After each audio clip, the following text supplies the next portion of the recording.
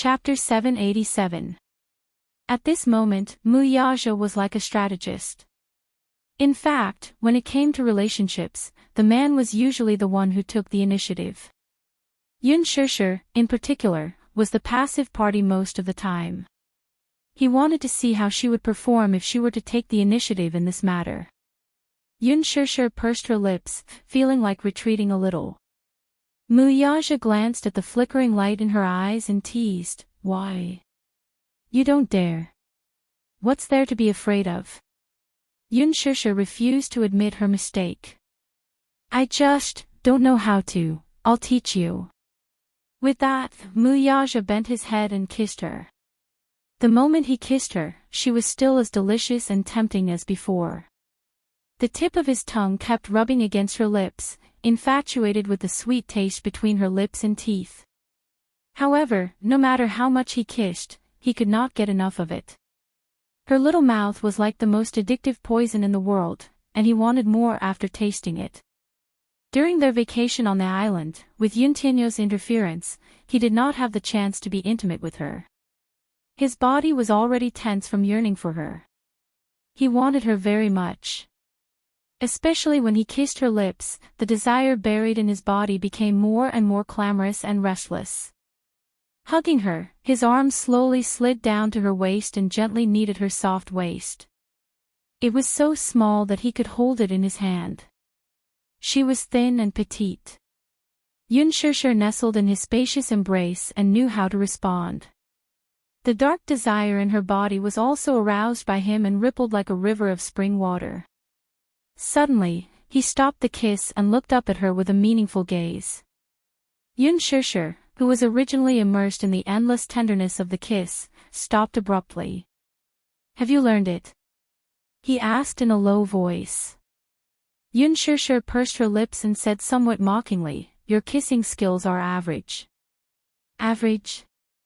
Muyaja's eyes revealed a dangerous look. "Are you saying that my kissing skills are average? Don't tell me that you've never kissed any woman before me." Yun Shishir asked with a sly look in her eyes. Muyaja glanced at her but did not say anything. This stupid woman. How could he admit that he had never had any woman before her? She was his only woman. Yun Shishir slowly caressed his lips, held his face, and gently kissed the corner of his mouth, continuing the kiss that had stopped abruptly. The temperature in the car suddenly rose. She placed her hands on his shoulders and suddenly flipped over to sit on top of him. Her enchanting and coquettish figure intimately pressed against him. Her small hand slowly moved downwards along his chest. Yun Tianyu sat in the study room. During his vacation, his tablet and phone had been confiscated by Muyaja. Once he got home, he switched on his computer. His inbox was flooded with emails. He was browsing through the emails when his phone rang. Yu picked up the call and heard Li Hanlan's voice from the other end. "Director Yun. Your call finally got through. I thought you were missing and was so worried that I almost filed a missing person report for you." Yu's lips twitched. "I went on vacation with my dearest mommy." "Vacation?" Li Hanlan was stunned. It was so scary. For the past few days, he could not get through to his phone, did not reply to his messages, and did not reply to his emails. It was as if he had disappeared into thin air. "I have something to report," Yu said. Chapter 788. Li Hanlan then told him about how Yan Bingqing had been banned from the entertainment industry. Yun Tianyu interrupted him impatiently. "You don't have to tell me about this, ? What does Yan Bingqing have to do with me?" "Director Yun, Yan Bingqing was blacklisted by Huanyu because of Muyaja's order," said Li Hanlan. Yun Tianyo's interest was piqued when he brought it up. "Why?" "Because Yan Bingqing bullied a newbie in the production team. She used a scene to slap a newbie 16 times. Bullied a newbie." Yun Tianyu tapped his fingertips on the tabletop and narrowed his eyes dangerously. Yan Bingqing slapped a newbie. An ominous feeling rose in his heart. Sure enough, he heard Lee Hanlon's solemn voice say, "Rumor has it that the newbie who was slapped 16 times is your mommy." Yan Bingqing slapped her a total of 16 times. I heard that many people present saw it. However, to protect your mommy, Huan Yu ordered the production team to keep it a secret, so... D***M it. Yun Tianyu stood up abruptly and walked to the window. He clenched his fists tightly and was filled with hostility. Why didn't you tell me earlier? I only found out about this 2 days ago. I don't pay much attention to entertainment news, so I only found out about it from the media reports 2 days ago. I tried calling you, but I couldn't get through. Lee Hanlon's tone was full of guilt. Yun Tianyu bit his knuckles hard. His handsome brows furrowed deeply as he looked out of the window. His pair of clear and bright peach blossom eyes instantly emitted a piercingly cold glint. How could he be so careless? His mommy was injured, yet he only found out about it now. It could not be wrong. That Yan Bingqing must have bullied his mommy a lot in the production team. Mild concussion, subconjunctival hemorrhage, perforated eardrum. In his mind, every frightening word flashed through his mind.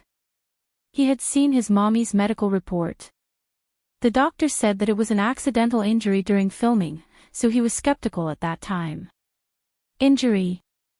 If mommy was filming martial arts, it was understandable for her to tease and injure herself. However, he had secretly glanced at the script a few times when filming a youth drama. There was no dangerous plot at all. How could mommy be so seriously injured? Could filming produce subconjunctival hemorrhage? Perforated eardrums? Yun Tianyu did not believe her. However, Mu Yaja had also said the same thing. Even mommy didn't mention it too much. When he asked repeatedly after the incident, mommy only said that it was because of an injury during filming. He never thought that his mommy would be bullied to this extent on set. His hand that was gripping the phone kept trembling, and his knuckles turned white. Lee Hanlon also wanted to hide it from him. But after thinking about it, he didn't dare to do so. Yun Tianyu would find out about this sooner or later. Yun Shishir had always been his reverse scale, his weakness. No one could touch her. If anyone dared to harm a single hair on Yun Shishir's head, they would undoubtedly have touched the dragon's reverse scale and would definitely be enraged. Who is this Yan Bingqing? How dare you run amok in the cruise so brazenly? I heard that the production team of The Green Apple has a total of 4 major investors. Other than Liji Holdings, there are 3 other powerful investors. One of the investors was Yang Shouqing. Yan Bingqing's biggest backer is Yang Shouqing. Yang Shouqing, the boss of Hong Kong's European King Entertainment. Chapter 789. Lee Hanlon continued. Yan Bingqing's PR team is Yang Shouqing's former ace team under European King. They have made many A-list actresses famous, and their methods of creating hype are top-notch. Yan Bingqing's rise to fame can be said to be entirely due to Yang Shouqing's handiwork. Now, Yan Bingqing has been blacklisted by Huan Yu. At least in the domestic market, Yan Bingqing has no way to make a comeback. Yu frowned. I don't care if she's blacklisted or not. If you dare to touch a strand of my mommy's hair, I won't let you off. After hanging up, Xiao Yichen suddenly pushed open the door to the study room with a murderous look. He originally wanted to enter the study room, but as he stood at the door, he heard the conversation between Yun Tianyu and Lee Hanlon. He held his breath and was furious when he learned that his mommy had been slapped by someone on set. Yun Tianyu turned around and was shocked to see him. Why didn't you knock before entering my room? I was just outside the door, so I heard everything. Xiao Yichen's face turned cold. Mommy was bullied on set. Yun Tianyu turned around and coldly said, you don't have to care about this. Why? I'll handle this. No. Someone bullied my mommy, I want to avenge her. Xiao Yichen clenched his fists. didn't you hear me? You don't have to care about this. Yuntianyo's lips formed a cold and arrogant line as he coldly retorted. At this moment, his face no longer had the dazzling smile he had displayed in front of Yunshishir. Instead, it was cold and unfamiliar. His cold and stern expression made it seem as if his flesh and bones were made of ice and snow. It was frightening. Xiao Yichen was startled. His face turned cold in an instant, and the curve of his lips froze. That's my mommy, too. My mommy was bullied, I'm sad, too. Why don't you let me care about this? Yun Tianyu frowned and turned around. Just as he was about to flare up, he caught sight of Xiao Yichen's determined expression. Glancing at his flushed face, the words that were about to escape his lips froze in his throat. I can tell you, but you have to keep this a secret from mommy. Xiao Yichen nodded. Okay. Yunshishir had just returned home and put the daily necessities she had bought in the storeroom. She called out loudly, Yu, Xiao Yichen. Not long after, the two little lads pounced on her with bright smiles on their faces, each occupying half of her arms. Yunshishir hugged the two glutinous rice balls tightly. Mommy, you're back. Mommy, Yu, kiss kiss. The two little balls fought to be the first to kiss Yunshishir's cheeks, ignoring Muyaja who was behind them, as if he was air. Muyaja deeply felt that he was being ignored. Yu suddenly asked suspiciously, Mommy, why are you back so late? Yunshishir's face revealed a hint of awkwardness. She subconsciously avoided his suspicious gaze and explained, Mommy went to the supermarket to buy some things. But you've been out for 4 hours. Yu narrowed his eyes, which were full of suspicion. The supermarket is very close to home. It takes less than half an hour to go there and back. It won't take 4 hours at all. Yunshishir's face broke out in cold sweat. She was somewhat speechless. Did Mommy secretly do something behind my back? As Yu spoke, he glanced warily at Muyaja behind him. His intuition was so sharp that it made Yunshishir blush with shame. This little guy, did he have to be so sensitive? Chapter 790. Yu, Mommy will cook dinner for you guys today, okay? Yunshishir smilingly interrupted him to avoid this dangerous topic. Her suggestion was met with Yu's heartless rejection. Mommy, you've just recovered from your injury, so don't go to the kitchen. Besides, the food you cook isn't as good as mine. Every time you finish cooking, the kitchen will be a mess, as if after a war. It's very tiring for me to clean up. Muyaja could not help glancing at her when he heard this. Yunshishir blushed a little at his ridicule, and the corner of her lips twitched violently. How could this rascal ruin her plans like this? Yunshishir helplessly sat down on the sofa. It was rare for her to show off her culinary skills, but with Yu around, she did not even have the chance to do so. She could only carry Xiao Yichen on the sofa and watch cartoons with him. Mommy, I don't like to watch cartoons. Xiao Yichen comfortably nestled in her arms and acted coquettishly. Yunshishir raised a brow. What do you like to watch, then? Channel 7. Channel 7, Yunshishir fell silent. Channel 7 was a military channel, and its content was all about war and military affairs, hence, Yunshishir switched to Channel 7. In the kitchen, there were flashes of knives and swords. When Muyaja entered the kitchen, he saw Yuntianyo's back, who was earnestly washing the dishes. Sensing his footsteps, Yuntianyu turned to look at him from the corner of his eyes and suddenly asked, Daddy, what do you like to eat? Muyaja raised a brow in surprise. When he realized that this daddy really came from the little guy's mouth, he was slightly stunned. This was the first time this little guy had taken the initiative to call him daddy. In the past, when the little guy called him daddy, he would either coerce or force him to do so unwillingly. Today, this was the first time he had taken the initiative to call him that. Muyaja's heart warmed, and he couldn't come back to his senses for a moment. Yun Tianyu furrowed his brows and blurted out, "Daddy, why aren't you saying anything? Is he suffering from Alzheimer's?"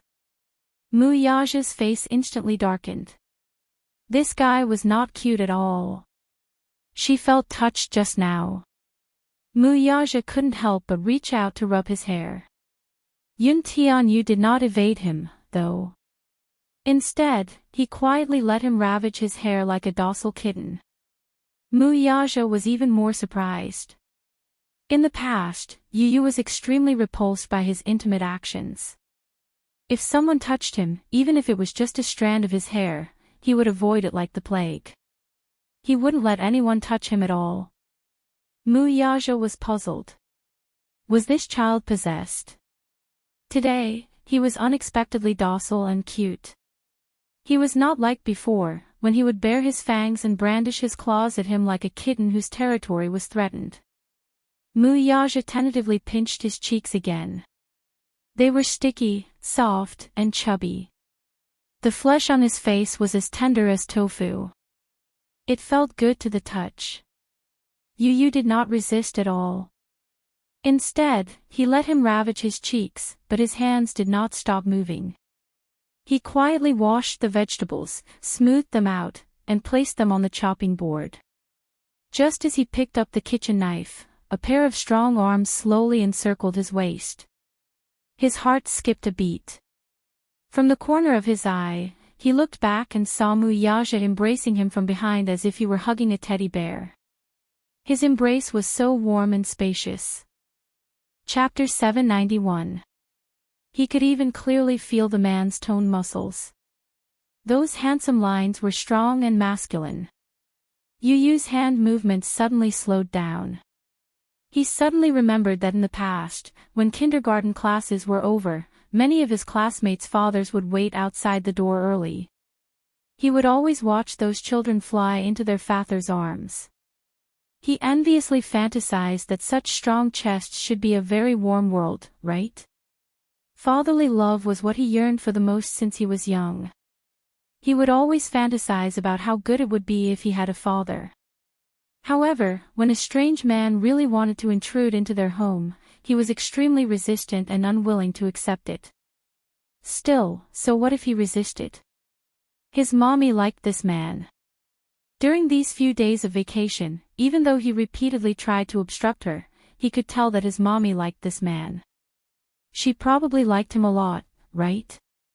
He had never seen his mommy show such a shy and adorable expression in front of other men. Since this was the man his mommy liked, what reason did he have to reject him?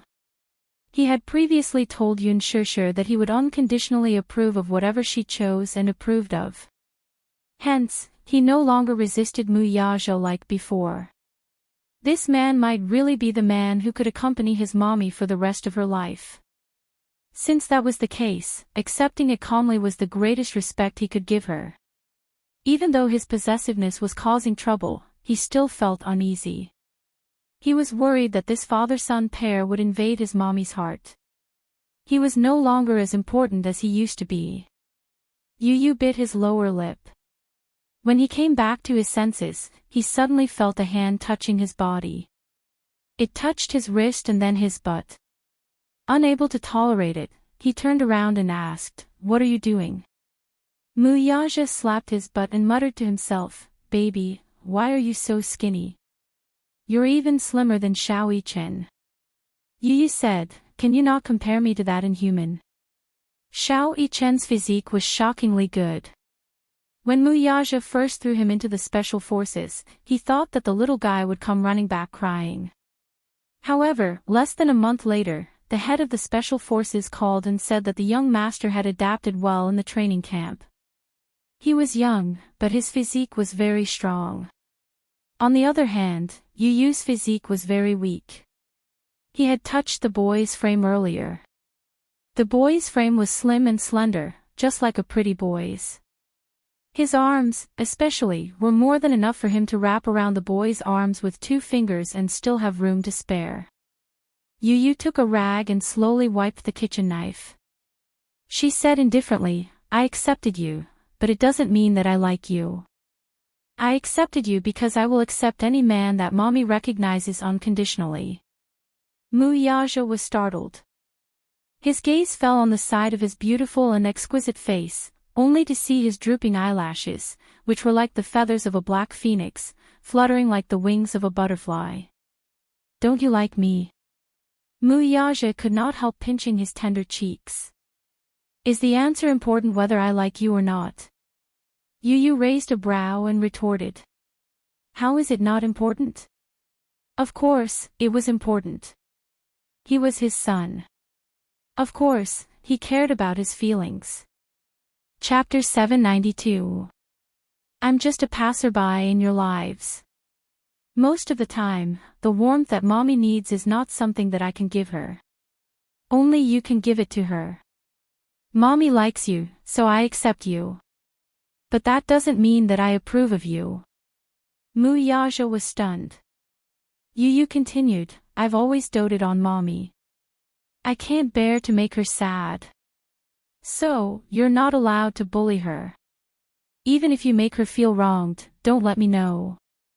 Because, even if mommy forgives you, I won't. Muyaja could not help but feel that this son of his was really interesting and adorable to say such things. You're not allowed to let my mommy down. A pair of beautiful eyes filled with menace. To be honest, it was not appropriate to describe him as a mother-protective demon. His son was a true mother-protective demon. Yu continued, since you've provoked my mommy, you'll have to provoke her forever. Don't make mommy sad. She's actually not as stubborn as she looks. She has a fragile heart that will break at the slightest touch. If you dare to make her sad, don't blame me for being ruthless. There was no doubt about it. If he dared to make his mommy sad, he would blow up the headquarters of Dishing Financial Group in the next second. This son of his was only gentle in front of his mommy, but he was really cold and rough to others. Muyaja suddenly caressed Yu's cheek. He lowered his head and planted a loving kiss between his brows. Yu was stunned. His eyes widened as he stared at him in disbelief. The next second, his tender cheeks flushed with shyness. Yu curled his lips, but the next moment, his face fell. He awkwardly reached out his hand and rubbed the spot where Muyaja had kissed with disdain. Although his face was full of disdain, his heart was beating wildly. He was nervous and shy. Yu looked up and glared at him shyly. His pink lips were tightly pursed, but his eyes could not hide his yearning for intimacy with him. What a proud boy. How could his darling's personality be so awkward? Sometimes, she was quite cute. He reached out and ruffled Yu's hair as he said, Thank you. Thank you for having such a well-behaved son who had protected her from the beginning to the end for 7 years. For what? Thank you for always protecting mommy. This is what I should do. There's no need to thank me. Yu scoffed. Oh yeah, what do you like to eat? I'll cook it for you. You're willing to cook for me? Yu blushed and said coldly, Why? Can't I? I like everything you cook, Muyaja said honestly. In fact, he was extremely picky. However, as long as it was something his son made for him, he would like it. Yu pursed her lips and pondered for a moment. All right, I'll make sweet and sour pork for you. Okay. Muyaja turned around and bumped into Yun Shishir and Xiao Yichen, who were eavesdropping on their conversation at the door. The father and son's lips twitched. Yun Shishir said coquettishly, Yu, how dare you give your daddy special treatment behind my and Xiao Yichen's back? Yu immediately felt wronged. Mommy, no, I didn't give him, that's great. Daddy can give us special treatment. We all have special treatment, Xiao Yichen said enviously. Chapter 793. Yu made sweet and sour pork for daddy, but what did he make for mommy? Yun Shishir teased him. Yu replied cutely, Yu made mommy's favorite food. Sweet and sour pork is also mommy's favorite. You only has mommy in his heart. Alright. I won't tease you anymore. Yun Shishir did not know whether to laugh or cry. Her precious son was so adorable. Looking at Yun Shishir's charming smile, Yun Tinyo's heart was filled with contentment. He knew clearly that his mommy was teasing him on purpose. That was because his mommy loved his innocence the most. He unreservedly displayed the side of him that his mommy loved the most. Even if, he did not hesitate to act cute. The dim lights on the quiet street made it seem even more deserted. The night gradually turned chilly, and the evening wind blew a chill. Yan Bingqing could not help shrinking her body and quickening her pace. Returning home late from the studio, Yan Bingqing looked dejected as she paced back and forth on the street corner. In the past, when she was alone on the streets, she wished she could be fully armed, wearing sunglasses and a hat, for fear that the paparazzi would tail her and take photos. Now, however, no matter how gorgeously dressed she was, the paparazzi would no longer tail her. Huan Yu's ban was thorough. In the first few days, her scandals were all over the internet. Her unbearable past was exposed to the public. Adultery, abortion, drug addiction, corrupt private life, and being a kept woman, these unsightly scandals were displayed one by one in front of everyone. Her reputation took a nosedive. This was the entertainment industry. When you were promoted, you were a high and mighty queen with limitless glory. When you were stepped on, you became a drowning dog that everyone despised. Everyone stepped on you, and each step was more heartless than the last. In the past, when she appeared in the headlines, her makeup was exquisite and her beauty was stunning. Now, however, when the media published her photos, she was haggard, disheveled, and down and out. Following that, Huan Yu issued an order to prohibit any media from reporting anything related to her. As long as there were rumors about her on the internet, they would be quickly deleted. News about her vanished without a trace on the vast internet, and there was no longer any exposure for her. This was Huan Yu's method, ruthless and thorough. She had thoroughly experienced Mu Yaja's ruthlessness. Yan Bingqing laughed mockingly. She suddenly felt that she was so pitiful. She had offended Mu Yaja, but she didn't even have a chance to struggle. But that wasn't the most terrifying part. What was even more frightening was that, in addition to the mainland, Hong Kong, and overseas, all the advertising endorsements, movie contracts, and resources that she had racked her brains to obtain, those originally loyal fans, had all left her. Regarding her, there was only a sea of criticism on the internet. It wasn't as if she hadn't experienced a low point since her debut. But for so many years, she had exhausted all means to achieve fame and fortune. She was almost unscrupulous. It wasn't easy for her to be crowned as Huan Yu's big sister. Flowers, applause, fame, money, everything she had was now gone. What she faced was only indifference, suspicion, and slander. Behind her back, there were so many people who were pointing fingers and pointing fingers. The most frightening thing was that it was impossible for her to even find a normal job. Even all her assets in the bank were frozen. Overnight, her hundreds of millions of assets evaporated, leaving her with nothing. Chapter 794. Suddenly, she heard the sound of a car's horn behind her. She turned around and saw a black car following closely behind her. She suddenly had an ominous premonition and quickened her pace. The headlights suddenly turned on, illuminating the road in front of her. Yan Bingqing was stunned, and the shadow under her feet elongated. She turned around in a panic, but because the lights were too bright, she couldn't see who it was.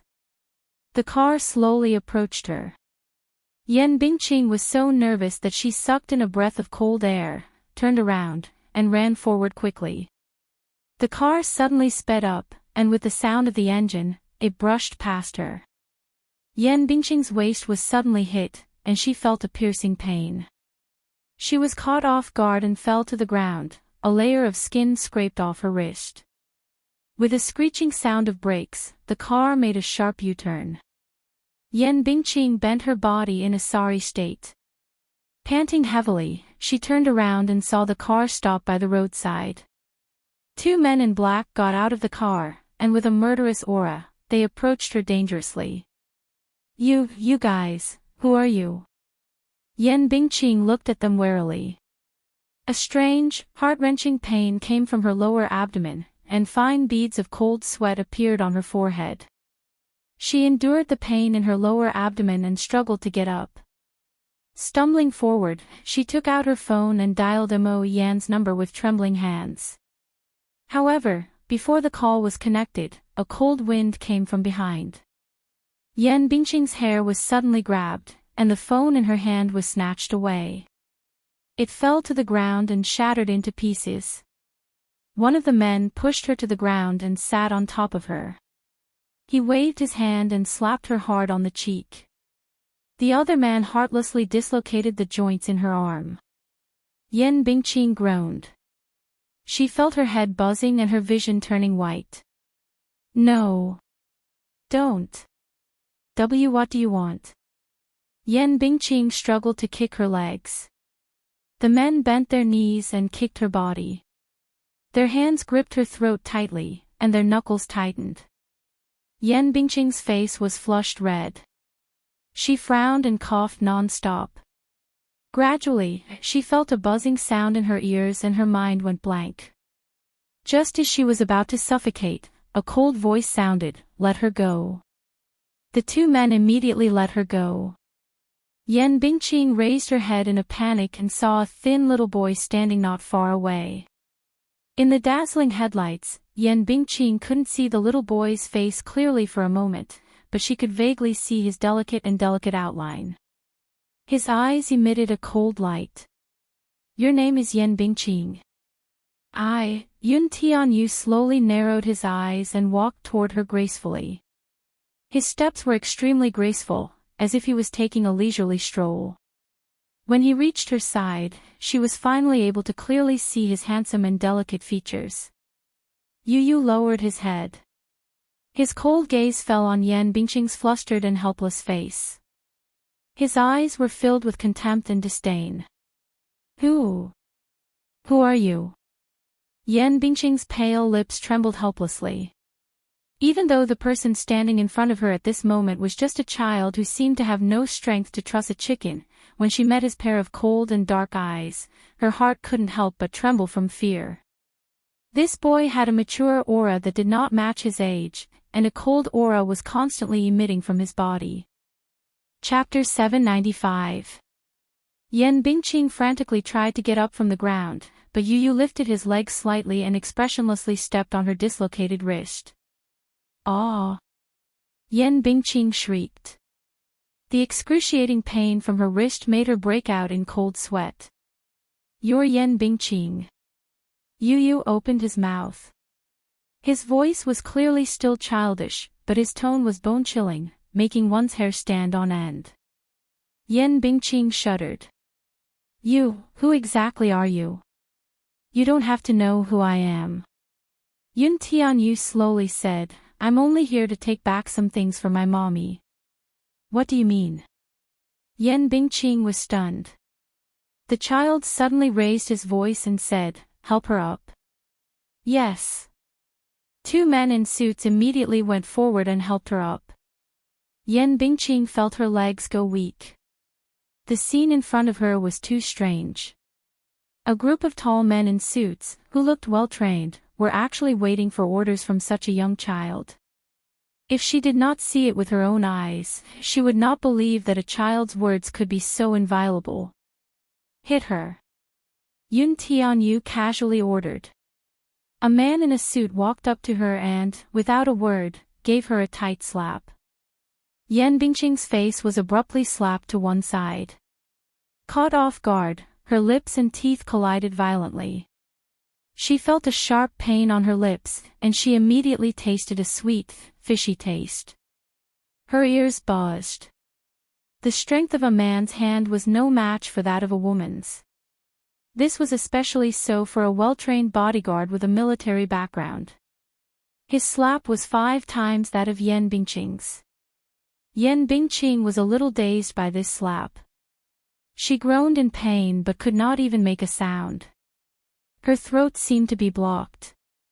She could not even make a sound due to the immense fear. Does it hurt? Yun Tianyu raised his arrogant chin slightly. His eyes were calm and his voice was gentle, yet it made one shudder. Yan Bingqing's lips trembled uncontrollably as tears welled up in her eyes. Continue. Yun Tianyu ordered. The man gave her another slap. Smack. Yan Bingqing's hands were tied up. She didn't even have the chance to struggle. After 2 slaps, half of her face instantly went numb and lost all feeling. Tears overflowed from her eyes and trickled down. Woo woo woo.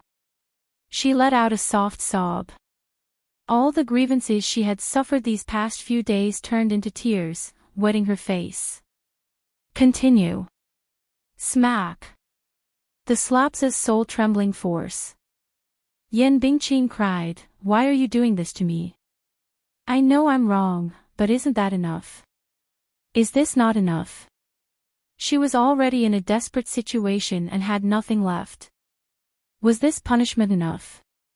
Yun Tianyu's eyes were cold as he nonchalantly asked, "Do you think it's enough?" "I think it's enough.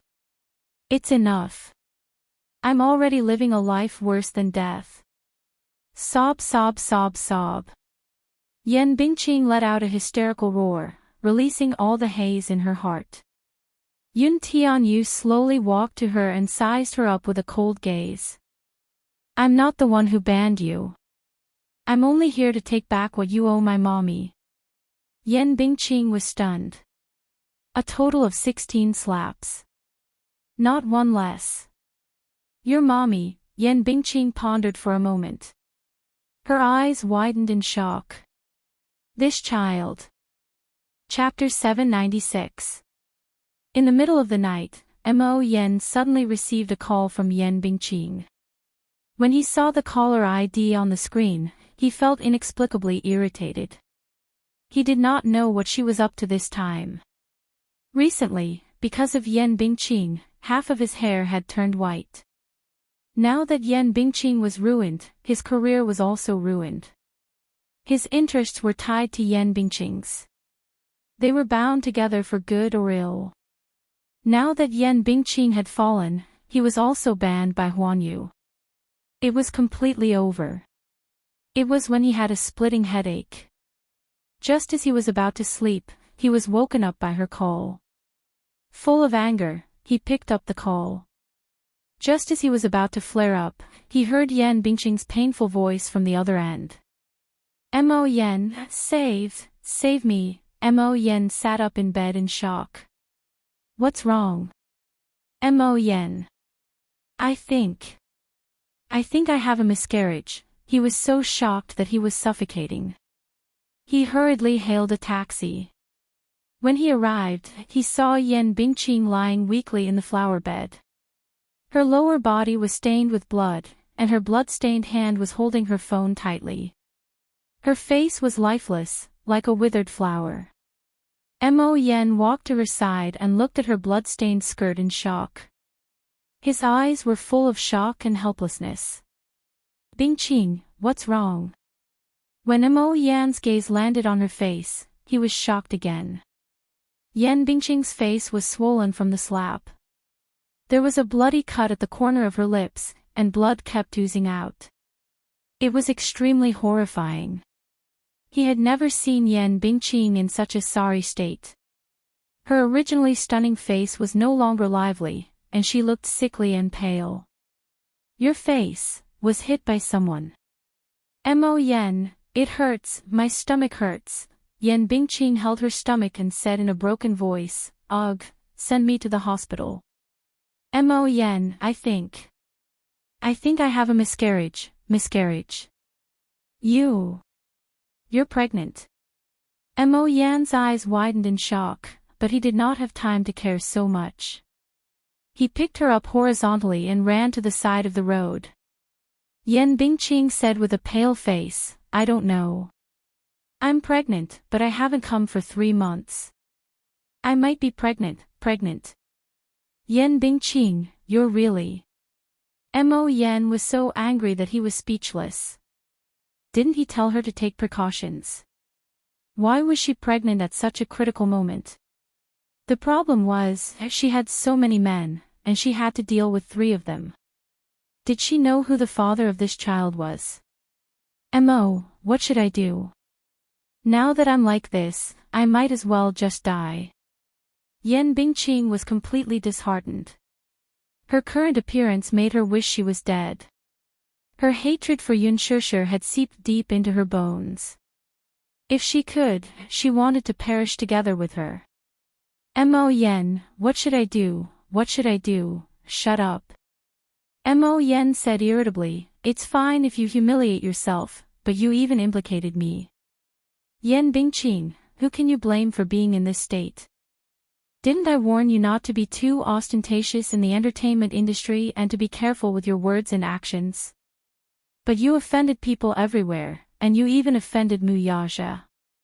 What do you want me to do? Yan Bingqing sobbed, breaking down and crying. She was in a sorry state. Mo Yan hailed a taxi and hurriedly carried her into it. Chapter 797. Why is it covered in blood? Let's get this straight. If you dirty the back seat, you'll have to pay for the car wash. Mo Yan said angrily, you'll get what you deserve. Go to the hospital first. Your life is more important. Sigh. It's the middle of the night. How unlucky to have picked you 2 up. The driver muttered unhappily. If not for the fact that he would be reported for refusing to pick them up, he would have chased them out of the car. He was unlucky. Mo Yan was so angry that his face turned green. Now that they were in dire straits, even a lowly driver dared to look down on them. The taxi dropped them off at the hospital. Mo Yan threw a 100 yuan note and hurriedly carried Yan Bingqing to the emergency room. Yan Bingqing had already fainted. The doctor also recognized Yan Bingqing and did a simple checkup for her. With a cold face, he said, the patient has miscarried and the child can't be saved. She needs a curettage operation. Are you her family member? No. The operation needs a family member's signature. Her family members are not in the capital. How can they sign it? Let me do it. Mo Yan signed. Before entering the emergency room, Yan Bingqing suddenly woke up. She found out from Mo Yan that she was indeed pregnant, but the child could not be kept and needed a curettage operation. She immediately grabbed his clothes tightly.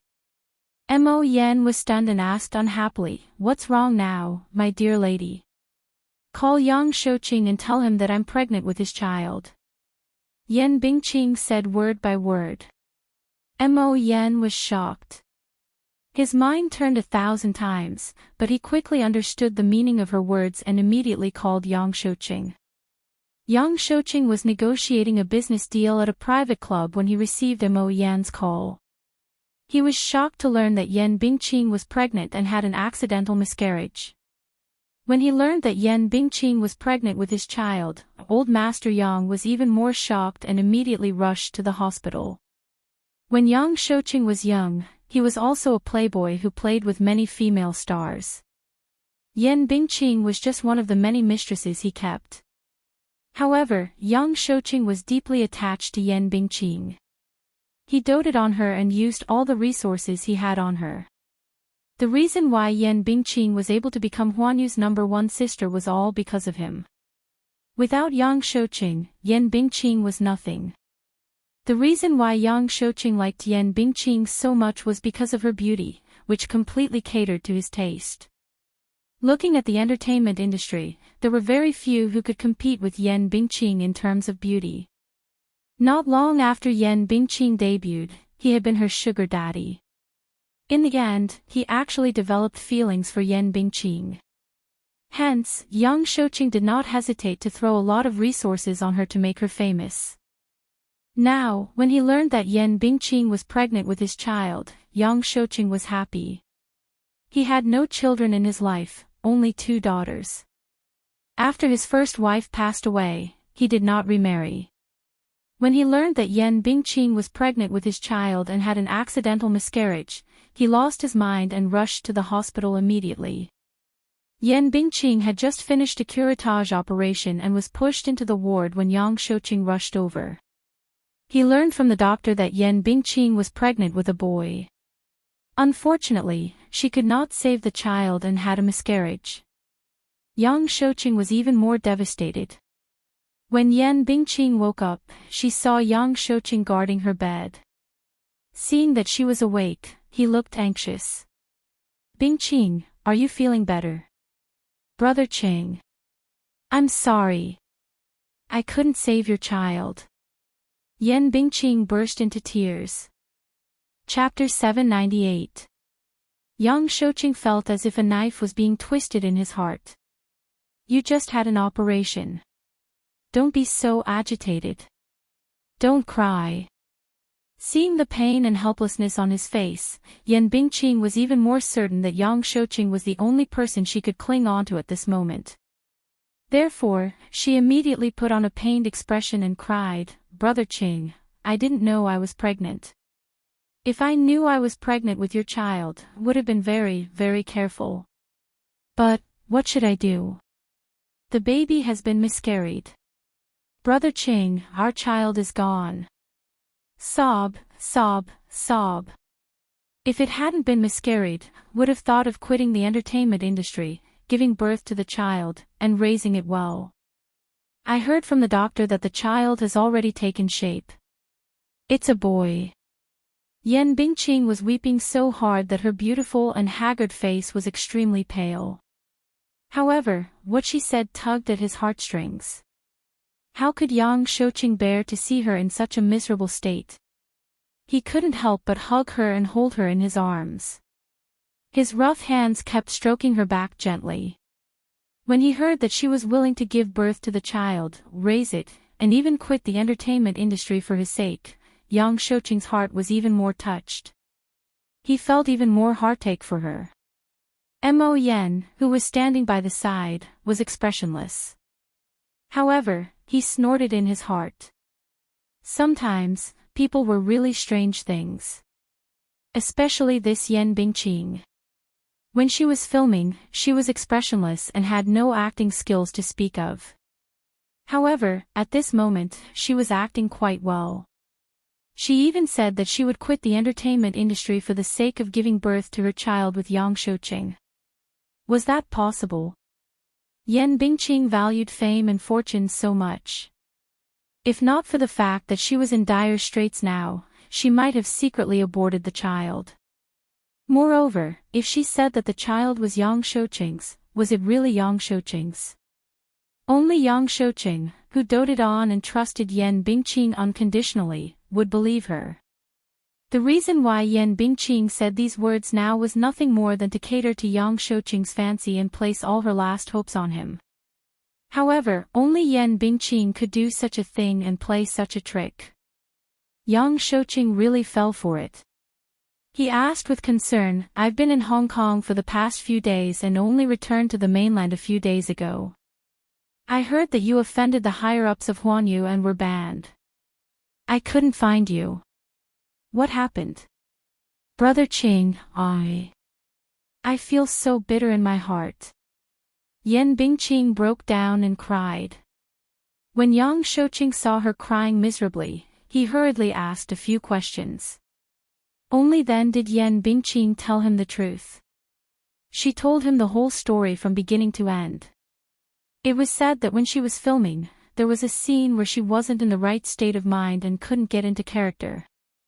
That scene was red-hot a few times and she slapped a newbie actor more than 10 times. There were a few times when she didn't control her strength and slapped too hard. In the end, she did not expect that the newbie was backed by the crown prince of Dishing, Mu Yaja. After offending Mu Yaja, he was blacklisted. But it's fine if he blacklisted me. I'm already so down and out, but this Yun Shishir won't let me off at all. She actually asked someone to come to my door and slap me back 16 times. Chapter 799. When Yang Shouqing heard this, he felt as if a knife had been twisted in his heart. His hands trembled as he pulled her into his embrace. Bingqing, it's been hard on you. Mo Yan glanced at her expressionlessly from the corner of his eyes. Her acting skills were top-notch. In fact, Yu was very clear about her debts of gratitude and grudges in this matter. She left after giving 16 slaps, not one more, not one less. At that time, Yan Bingqing did not even know that she was pregnant, so there was no such thing as punching and kicking. Yan Bingqing had always been good at stirring up trouble. On this point, Mo Yan was very impressed. Brother Qing, what should I do? Now that I'm in this state because of that woman, is my life completely ruined? Yan Bingqing cried as she said, that woman is really ruthless. Even if I've done something wrong, she doesn't have to be so ruthless, right? To ban me to this state, what kind of mistake have I made? I've already sincerely apologized, but she forced me to this point. Not to mention the entertainment industry, I can't even survive in the mainland. My life is over, it's over. This Muyaja is too ruthless. Yang Shouqing nodded, his face sullen. However, this was the tricky part. In the huge capital, Yang Shouqing was not afraid of anything, but he did not dare to offend the Mu and Gu families. One was Muyaja, and the other was Gu Jinglian. Both of them were ruthless characters. They were young, but frivolous, young, but ruthless. Each of them was more ruthless than the other. Especially Muyaja, who was even more ruthless than Gu Jinglian. At least in the mainland market, Yang Shouqing had no right to speak in front of Muyaja. If not for Muyaja, this matter would have been easily settled if he had stepped in. In the capital, especially in the entertainment industry, Muyaja had the final say in everything. Yan Bingqing offended him and was undoubtedly seeking his own death. Seeing the complicated expression on Yang Shouqing's face, Yan Bingqing felt even more uneasy. She probed, Big Brother Qing, what should I do? In my current state, no one is willing to offend Muyaja for me. What kind of character was he? I used to think that he was a powerful figure, but I never thought that he could manipulate the entertainment industry with just a few words. Who exactly is he? Yan Bingqing had rarely heard about Muyaja in the industry. She only knew that he was the most important person in Dishing Financial Group. Therefore, as the controlling shareholder of Huanyu Entertainment, one word from him could turn the entertainment industry upside down. Yang Shouqing looked a little troubled. Bingqing, it's not that I don't want to stand up for you. It's just as you said, this Muyaja is a powerful figure. I don't dare to offend him. Hearing what he said, Yan Bingqing's heart thumped. Then, her face turned ashen and she fell into endless despair. If even Yang Shouqing did not dare to offend him, he must be really powerful. Big Brother Qing, if even you say that, I'm really done for. Chapter 800. Brother Yang, all my overseas movie contracts have been cancelled, Yan Bingqing said sadly. Yang Shouqing was slightly surprised. What happened? This matter has spread overseas. I heard that several international brands have good relations with Huanyu. The few movies that I signed contracts with before were all resources that Huanyu had fought for. Although they were only supporting roles, they could be plated with a layer of gold in Hollywood and solidify my position. But after this incident, those movie contracts have been cancelled. Is that so? Yang Shouqing muttered to himself for a while and said slowly, those are Huanyu's resources. You've offended Huanyu, so those movies are cancelled.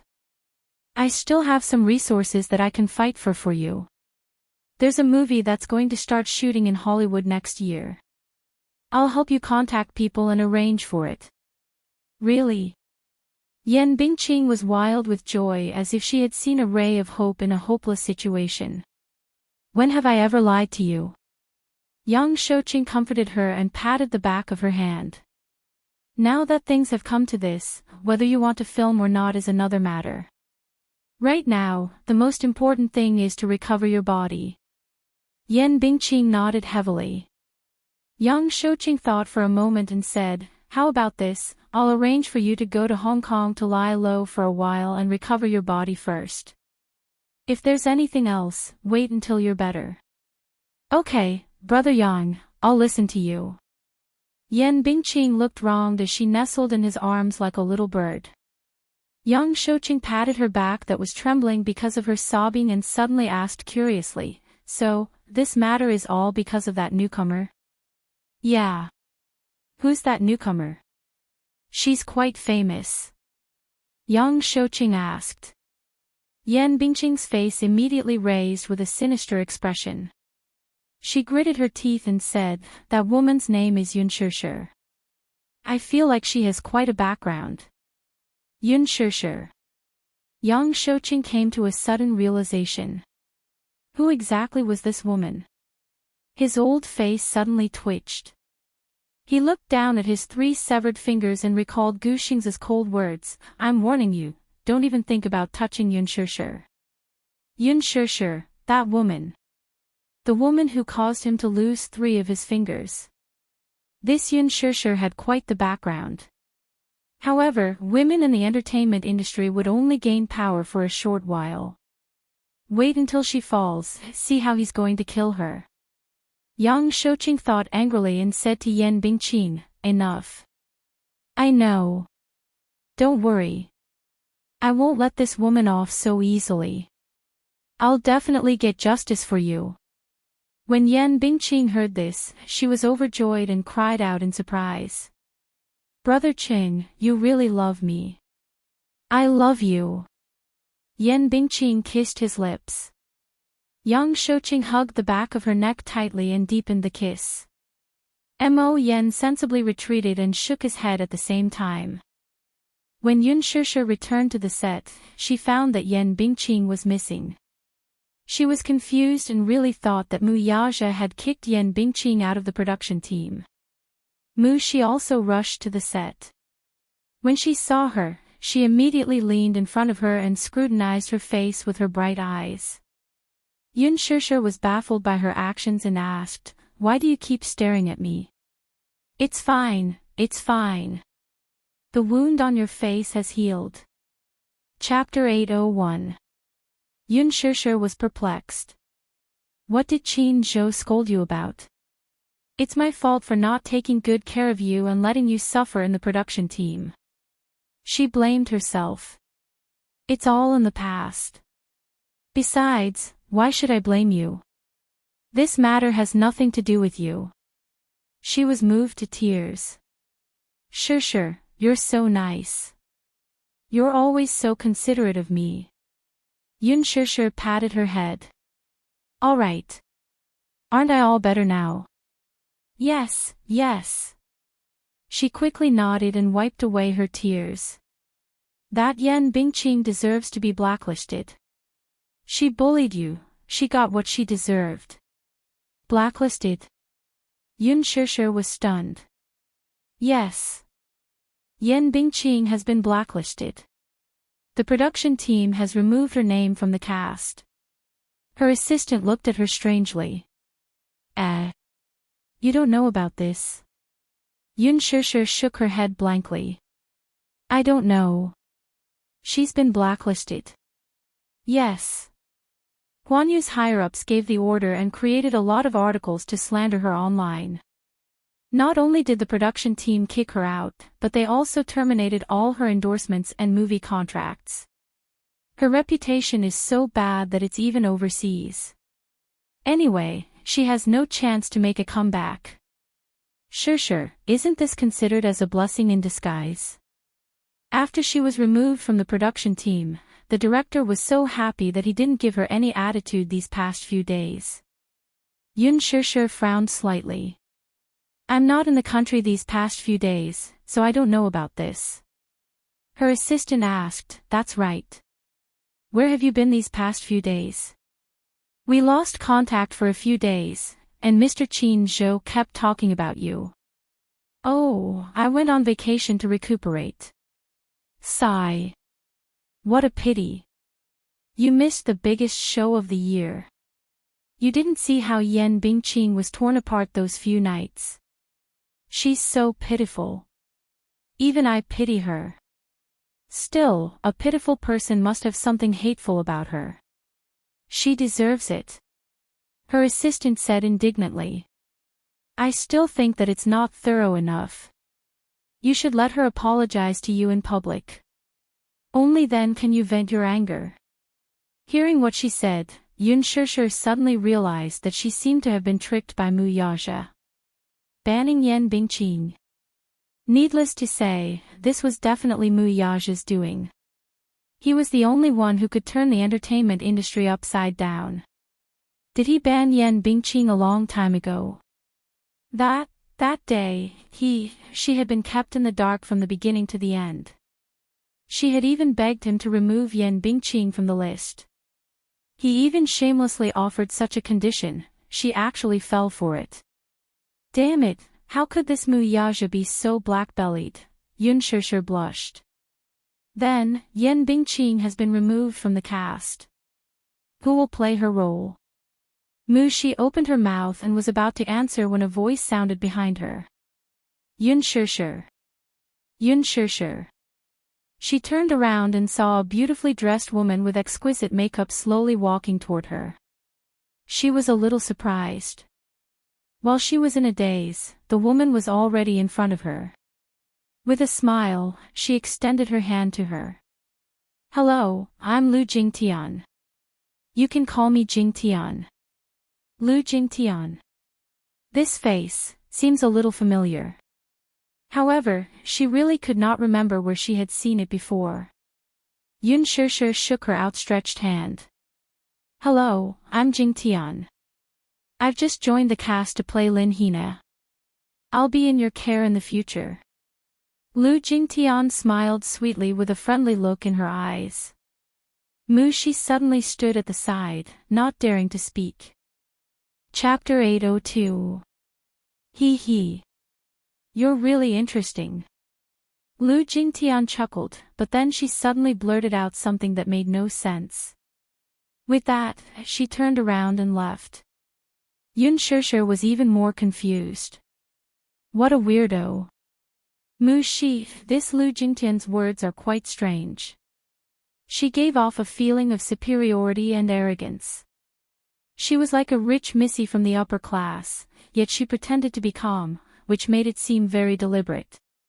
Mu Shi's expression changed, and she hurriedly pulled her to the side. Shishir, don't spout nonsense. This Lu Jingtian's background is not to be trifled with. I feel that the actors in the production team, even if they're just supporting roles, are not to be trifled with, Yun Shishir quietly said. Mu Shi's lips twitched as she silently retorted, yes, you're the one with the biggest background. Anyway, everyone's background is not to be trifled with. Mu Shi continued, this Lu Jingtian's father is a senior executive of Huanyu and the biggest shareholder on the board of directors. So impressive. Yun Shishir furrowed her brows. I feel that she looks quite familiar, as if I've seen her somewhere before, but I can't recall where. How can that be? Although she's signed under Huanyu, she hasn't officially debuted yet. She has indeed acted in a few movies, but they're all supporting roles. Moreover, the movies haven't been released yet, Mu Shi said. Yun Shishir asked, that's strange. Why are they all supporting roles? Isn't her father a senior executive of Huanyu? Isn't it easy for him to invest in a movie to promote his daughter? Mu Shi rolled her eyes. Even if she's his biological daughter, he can't be so reckless. Nowadays, investing in a movie can easily cost hundreds of millions. Her father does have the ability to set up an acting troupe for her, but the box office will definitely flop. If the box office flops, hundreds of millions of investment will go down the drain. Who would be willing to take the risk? It's fine if the box office flops, but what if the movie's reputation flops as well? Can you hear the sound of money being thrown into the water? If you throw it at her, it'll be a one-way trip. Yun Shishir nodded. So, Huan Yu's strategy for her is to let her act in some supporting roles to gain some popularity. Then, when the movie is released, we can use the team to hype it up and package it. Then, her fame will come. Hype. What do you think? Creating hype was a shortcut to fame. Before you even debuted, Huan Yu was already hyping you up. Even now, the official Weibo account of The Green Apple is also hyping you up. Your fans on Weibo have almost exceeded 10 million. This is the effect of hype. She was about to vomit blood. This Yun Shishir was simply the best artiste she had ever managed. Other artistes only cared about how to increase their fame, but she only cared about how to act well. One had to know that she was now in a gold medal production team. Everything was in her favor. It could be said that it was the best time to create hype. Her reputation online couldn't be any better. Many people were very supportive of her role as Yin Xiaochuan and were willing to support her. What's more, everyone in the crew was a topic of conversation. Yang Mi, Li Zhuxian, and Gu Xingze, which one of them wasn't the hottest idol in the world? Even if she uploaded a selfie with Gu Xingze on Weibo, it would still be a hot topic and gain popularity. However, this Yun Shishir, let alone creating hype, only updated her Weibo once every few days, and it had nothing to do with filming. Chapter 803. It was no wonder that Yan Bingqing hated her. She did not know how to make use of the resources she had. How are we going to hype her up? Yun Shishir was curious about how Huan Yu was going to promote her. I heard that Huan Yu wanted to use Gu Xingze's fame to hype her up, but Gu Xingze didn't agree to it. Why didn't he agree to it? Gu Xingze's fame was at its peak. As long as he used Lu Jingtian to gain some popularity, she would become famous. Do you think everyone is like you? Back then, Huan Yu used Gu Xingze to hype you up, and Gu Xingze was actually willing to cooperate. Xingze is really strange. He's willing to use his fame to promote you, but not Lu Jingtian. I don't understand him. Her assistant had a strange look on her face. Yun Shishir was stunned. When she had just debuted, Huan Yu had used Gu Xingze's popularity to promote her. The outside world had speculated that she and Gu Xingze had a close relationship, and they were even rumored to be lovers. Hence, at the movie's opening ceremony, the reporter's series of questions about this issue caught her off guard. Xingze has never liked being hyped up. Shishir, you may be the only exception. In order to promote Lu Jingtian, Huan Yu threatened and enticed him. They even offered him 0.1% of their shares, but he didn't agree. It said that Huan Yu had originally planned a script to promote Lu Jingtian as Gu Xingze's rumored girlfriend, but Gu Xingze refused and didn't give them any leeway. Her assistant continued, at Huan Yu's annual gala, Huan Yu had originally arranged a female companion for Xingze, and that was Lu Jingtian. In the end, Gu Xingze invited you to be his female companion. Only Gu Xingze would dare to do so. Huan Yu didn't dare to do anything to him. After all, Xingze is now one of Huan Yu's shareholders. With his status, Huan Yu wouldn't dare to act rashly if he didn't agree. Yun Shishir was stunned. At that gala, Xingze's female companion was originally Lu Jingtian. Yes. Xingze had initially agreed to it, but he ended up inviting her instead. Lu Jingtian was almost angered to death when he suddenly kicked her out. In a hurry, she had no choice but to rush to the gala alone. The topic is gone, and so is the buzz.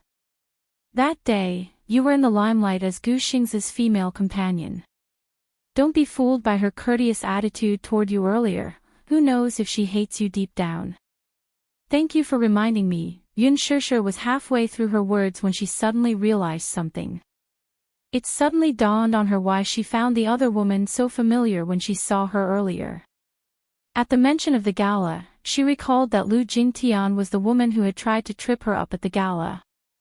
He did not recognize her because her makeup was different from the day of the gala. On the day of the banquet, she was dressed extravagantly and wore heavy makeup.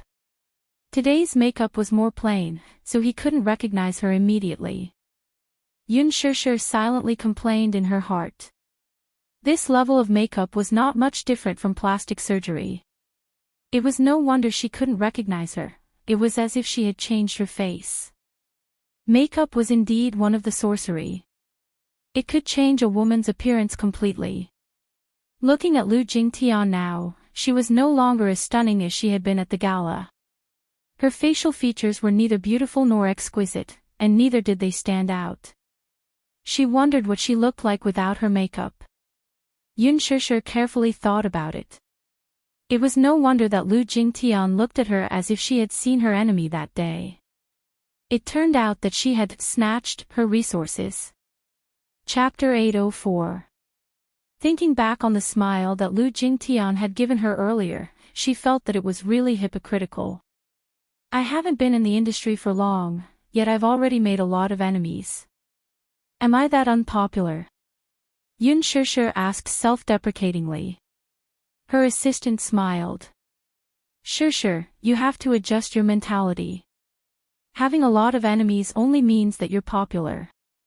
People are jealous of you, so they target you.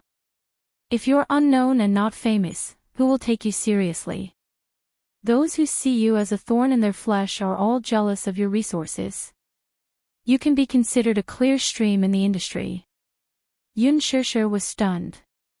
This industry is really complicated. It is. Her assistant said.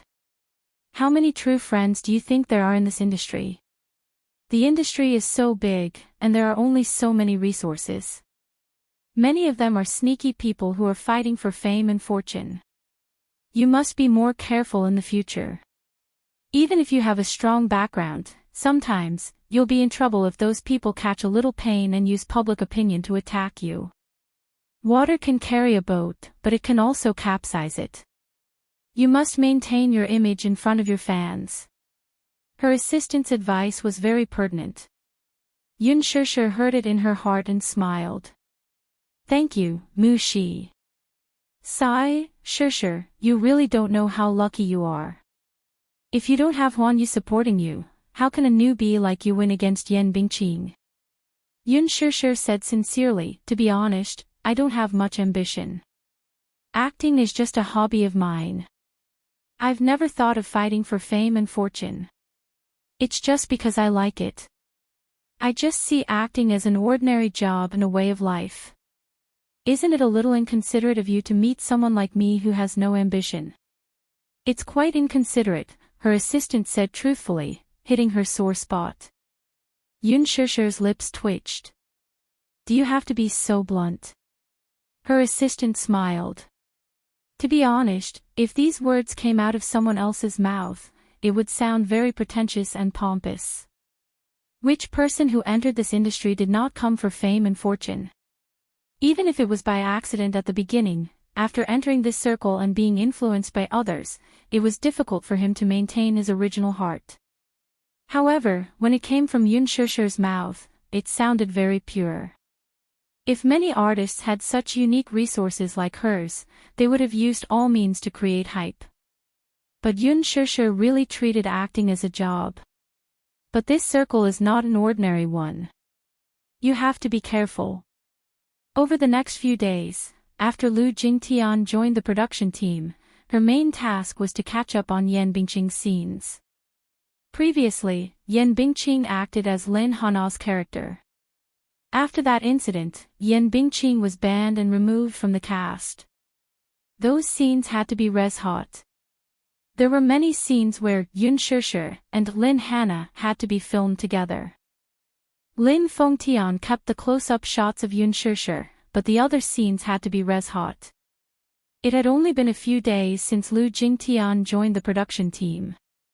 In the past, the production team had always been careful around this young missy, who was born in Huan Yu's top management. Lu Jingtian was famous for her temper, which was not much better than Yan Bingqing's. In the past, when she was filming in another production team, she would often vent her anger on the production team whenever she had a disagreement. Her temper was notoriously bad. Chapter 805. From the start to the end, the gentle and friendly side she displayed in front of the production team took everyone by surprise. What was also surprising was that she did not find trouble with Yun Shishir and got along well with everyone in the production team. When it came to the basement scene, Lu Jingtian did not make things difficult for Yun Shishir like Yan Bingqing did. Instead, she did her homework in advance. Her gaze, positioning, lines, and expressions were all done in one go. For the slap scene, she used Meng Qiqi's technique and did not insist on using real weapons like Yan Bingqing did. Hence, she passed the scene with just 3 NGs. The result was very good, and Lin Fengtian was very satisfied. Mu Shi was shocked. It was said that a dog could not change its habit of eating feces. Lu Jingtian's personality had changed drastically. She was no longer as arrogant and unreasonable as before. It was as if she had become a completely different person. Mu Shi was taken aback and found it hard to believe. However, Yun Shishir was naturally happy to be able to get along with her peacefully. Ever since Yan Bingqing's incident, those in the production team who had offended Yun Shishir in the past had sincerely apologized to her. This included Yang Mi, who had changed her attitude toward her and was intentionally or unintentionally close to her. After getting along with her, Yun Shishir felt that Yang Mi was a decent person. Although she was a little shrewd and scheming, she was not like Yan Bingqing, who had so many thorns that it hurt. Yang Mi had debuted for almost 10 years. She had acted in a drama when she was young and officially entered the entertainment industry at the age of 17. In terms of qualifications, she was also a senior. Yun Shishir had always been humble toward her. Yang Mi had also completely changed her opinion of her. Initially, she was a little annoyed with Yun Shishir, thinking that this newbie must have used dirty means to obtain so many resources when she had just debuted. However, after getting along with her, she admired Yun Shishir's true nature and turned her enemy into a friend. Sometimes, she would even upload selfies with Yun Shishir on Weibo. Yun Shishir also learned how to use Weibo and often interacted with the other actors in the production team. However, the only thing that troubled Yun Shishir was Gu Xing's indifference towards her. One day, the weather was hot, so she specially bought water to distribute to the crew. Gu Xingze had just finished filming and was about to enter the waiting room. Yun Shishir saw him and handed him a bottle of water. However, Gu Xingze acted as if she was invisible and brushed past her without even looking at her. While Yun Shishir was still in a daze, he walked into the lounge and closed the door, leaving her outside. What had happened to make him so estranged from her? Could it be because of what happened that day? Yun Shishir inevitably felt down. In her heart, Gu Xingze was undoubtedly a senior worthy of respect. He had helped her a lot, but now, he was like a stranger to her. She could not help but feel disappointed. Mu Shi saw it all, too. She, too, could not understand how the superstar and Yun Shishir seemed to have been separated by a vast expanse of wilderness overnight. They were like strangers, no different from strangers. They used to be very close. She still remembered that Gu Xingze was even willing to arrange Qin Zhou, his trump card, for Yun Shishir's sake. Back then, Qin Zhou became Yun Shishir's manager because Gu Xingze added fuel to the fire. Why was their relationship so strained now? What in the world had happened? Mu Shi was worried, but she did not dare to ask. Chapter 806. Yun Shishir had a feeling that Gu Xingze was avoiding her on purpose. But she could not figure out what Gu Xingze was thinking. After all, they were on the same set and they would see each other often. His cold attitude towards her undoubtedly made her feel uneasy. It was probably because she was bothering him. Yun Shishir thought for a while and smiled mockingly. She had no choice but to turn around and leave. In the waiting room, Gu Xingze leaned against the door and listened to Yun Shishir's footsteps as she walked away slowly. A trace of pain and loneliness appeared on his originally cold face. He did not want to deliberately give her the cold shoulder. It was because he knew that if he did not control his feelings for her, once he lost control, it would be out of control. It was not that he was a coward and did not dare to fight for her, but that he might not even have the right to fight for her. The person in Yoon Shirshir's heart was not him, was it? Then, his love would only become a burden and hurt her. Maintaining distance and estrangement was the only way. This was the first time in his life that he had feelings for a woman, but it was probably going to end in vain. He slowly sat down on the sofa and let his body sink into it. He casually picked up a bottle of mineral water, opened it and took a few sips.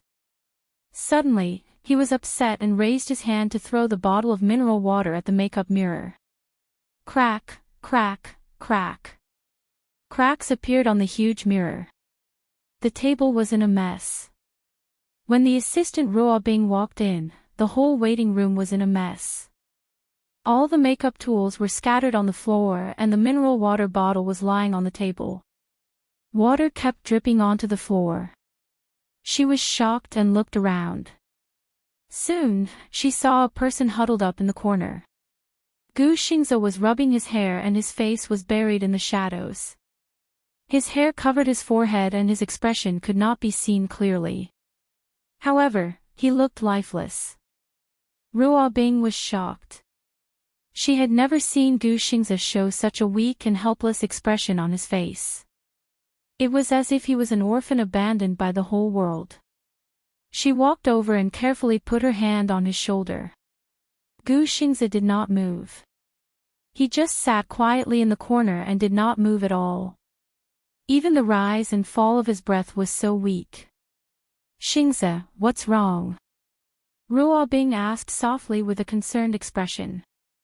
Gu Xingze did not speak and only turned his body slightly. Ruobing's hand fell from his shoulder. She looked up at the room and the messy dressing table and shook her head slightly. She said softly, Xingze, I'll clean this place up first. Well, if there's anything you're unhappy about, you can tell me.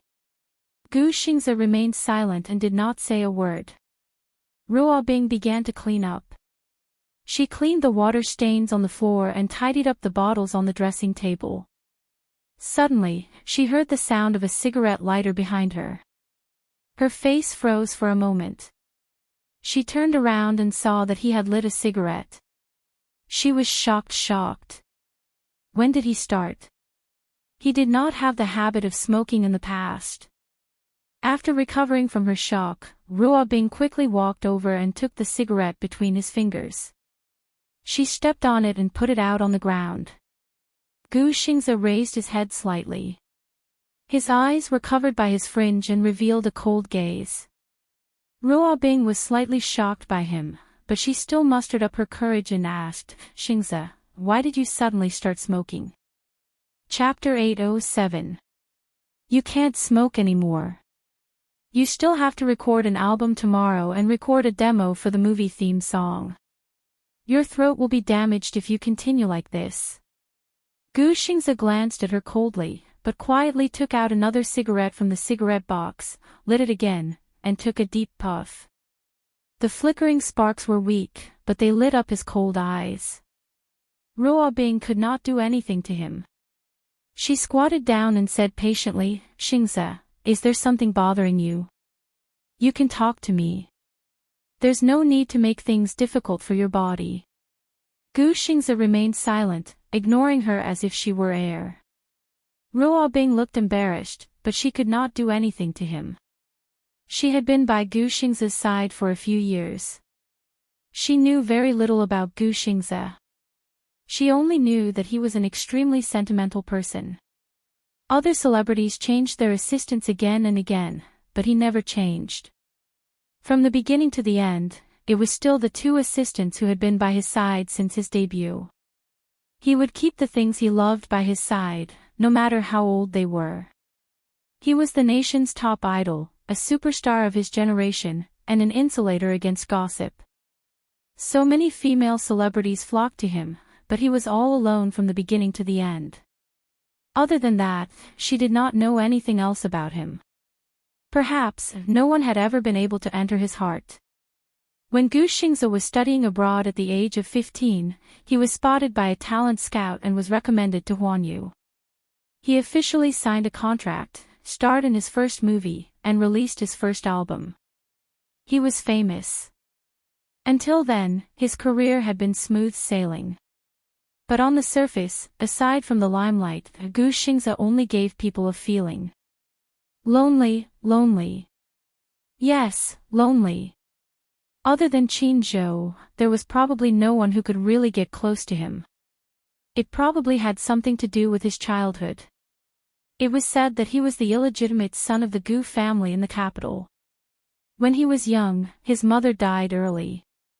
At a very young age, he was exiled by the Gu family to a foreign country and lived alone. Until he met Qin Zhou at the age of 15. In Ruobing's eyes, he had always been cold, like a high and mighty prince who was difficult to get close to. However, this was also the first time she had seen him lose control like this. For a moment, she couldn't do anything to him. Xingze, you still have a scene in the afternoon. Are you okay in this state? No. He finally opened his mouth. Ruobing finally calmed down. That's great. Adjust your condition and rest early. With a cigarette in his mouth, he lowered his gaze. Right now, acting was the best way for him to vent his emotions. Sometimes, he really wished that time would stop. She lived her entire life in the drama. At least in the movie, he could hold her hand, hug her and kiss her. However, he had revealed his true feelings and was too immersed in the role. She was really just acting. There were two scenes in the afternoon. One was a scene between Lu Jingtian and Zhu Nemo. The other scene was between Gu Xingze and Yun Shishir. These two scenes were very important in the book.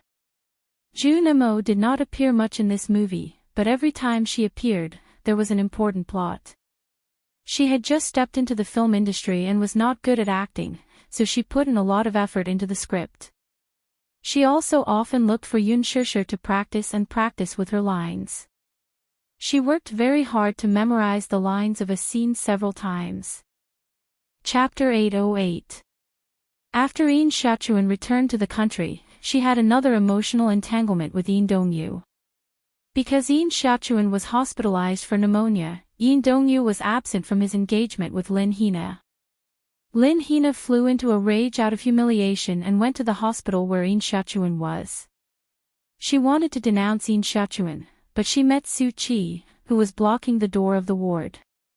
The two had an argument. It was also a tear-jerking scene in the movie. Lin Hina angrily questioned Su Qi, "Are you just going to watch the woman you love throw herself into someone else's arms? Do you really love her? From what I see, your so-called love is nothing more than lip service. Are you really willing? Giving away the woman you love so much to someone else?" Su Qi calmly said, "I love her, so I'll give her the greatest freedom." For this scene, Zhu Nemo had specially rehearsed it with Yun Shishir many times. As a result, Yun Shishir almost memorized the script by heart. She had put in a lot of effort, so when it came time to act, Jun Mo's performance was very good. She was full of emotions, her lines were affectionate, and every expression on her face was well managed. Especially at close range, the tension in Jun Mo's eyes gave people goosebumps. On the other hand, Lu Jingtian was in the right state, but her expression paled in comparison to Jun Mo's. Especially that line, "Su Qi, you're such a coward for pushing the woman you love to someone else." She laughed several times. Lin Fingtian's face was about to turn green with anger as he scolded her. Lu Jingtian was almost in tears from the scolding. She ran back to the lounge with reddened eyes and finally adjusted her state of mind. However, when it came time to act, her emotions were still not in place. She had NGs again and again. Lin Fengtian was so angry that he scolded her again. She really wanted to cry, but no tears came out. Lin Fengtian was so angry that he pointed at her and scolded her in front of everyone. Lu Jingtian, I really can't be bothered to scold you. D***, what kind of bullsh**t are you acting? Do you think you're acting very well? Why don't you take a look at what you're acting as? Also, go back and look in the mirror and see what makeup you're wearing. It's so thick. Are you acting as a delinquent? Don't look at the script when you go back. Take a look at the self-cultivation of an actor. You want to be famous. Bah. Wishful thinking. It would be faster to go back and buy a pillow to dream. Do you think you can become famous just because you look better in Korea? Your acting skills are so bad. Do you believe that I'll cut you into a passerby? Lin Fengtian was the infamous demon Scissorhands. When everyone present heard Lin Fengtian scolding Lu Jingtian, they wanted to laugh but did not dare to do so, so they could only hold it in. Especially June Mo, she was about to suffer internal injuries from holding it in. Pfft. Yun Shishir, however, could not help bursting into laughter. Mu Shi immediately held back her laughter and tugged at the corner of her shirt. Stop laughing, Shishir. Sure enough, Lu Jingtian, who was already feeling aggrieved after being scolded by Lin Fengtian, shot Yun Shishir a sinister look. Lin Fengtian scolded her furiously when he saw her getting distracted. Where are you looking at? You're not serious about acting and you're distracted even after being scolded. Lu Jingtian shuddered at the scolding. She wanted to cry, but she wanted to save face, so she forced herself not to cry. This Lin Fengtian was too ruthless in his insults. Her father was one of Huan Yu's higher-ups. Wasn't he afraid that she would go back and complain? Chapter 809. Get this straight, you're an actress, not a missy, do you understand? I'm letting you in on account of your old man. That doesn't mean that I won't kick you out just because your old man is influential. If you don't act well, I'll still kick you out. With your performance, I can pick any of the extras in the group and they'll act better than you. What kind of performance is this? Yun Shishir, who was listening from the side, was utterly convinced by the director's scolding of Lu Jingtian. It was no wonder that the director was rumored to have a fiery temper and dared to speak his mind. It was rare to see a director like him nowadays. June Mo, who was listening from the side, was also frightened. This director's ability to scold others was not just for show. Seeing it with her own eyes, she was in awe. Among the directors nowadays, only he dared to scold an actress with a background. He announced an intermission, and the next scene would start at 7 p.m. It was a scene in the rain. The moment he left, Lu Jingtian covered her mouth and ran to the washroom. The moment she left, the extras burst into laughter. Yang Mi could not help covering her mouth and sniggering reservedly. Mu Shi, too, could not help laughing. This director is really beyond my expectations. His scolding made my liver tremble. I've never seen such a demonic side of him either. That's you, I've seen it many times. He's restrained himself a lot now. In the past, when we were filming in his production team, we had to show 200% professionalism. Otherwise, we'd be asking for a scolding. Mu Shi laughed. June Mo said, Sure, it's your scene with Xingzi next. Do you want me to help you rehearse? Don't laugh at others now. When it's your turn, the director will scold you if you don't perform well. That's right, don't be smug now. If you don't act well, the director will scold you, too. There's no such thing as special treatment in front of the director. If you don't act well, you'll be scolded like Lu Jingtian just now. Yun Shishir's face revealed fear. You're making me panic. June Mo, you'd better rehearse your lines with me. June Mo ruffled her hair. Okay, little fool. Mu Shi, who was watching from the side, could not help but sigh. June Mo, your boyfriend power is so strong, I'm almost turned gay by you. June Mo raised her eyebrows. What do you mean? You're so handsome and gentle. I'm about to fall in love with you. Junmo blushed and was a little shy. Yunshushu rebuked, Mushi, you're so naughty. You know that our Junmo gets shy easily, yet you still tease her like this. Ha ha. In the afternoon, an uninvited guest came to the set.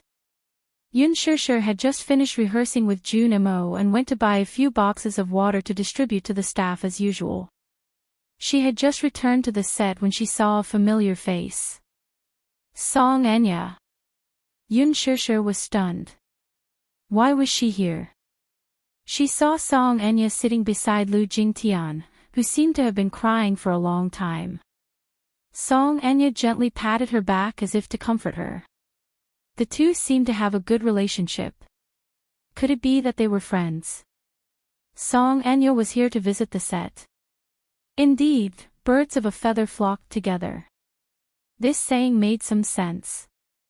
Seeing Yunshushu looking at Song Enya, Junmo looked over and recognized the latter at a glance. She was a little surprised to see Song Enya's gaze on Yunshushu. Shushu, you know Song Enya. Chapter 8:10. Song Enya looked at Yunshushu as well. Suddenly, she lowered her head and exchanged a few words with Lu Jingtian. She did not know what they were talking about, but the latter turned to look at her with a pair of eyes that revealed a hint of contempt. Yunshushu held Junmo's arm and wanted to leave, but Song Enya walked over and blocked her path. Oh, I was wondering who it was. Turns out it's the shameless mistress. Song Enya whistled and looked at her with disdain.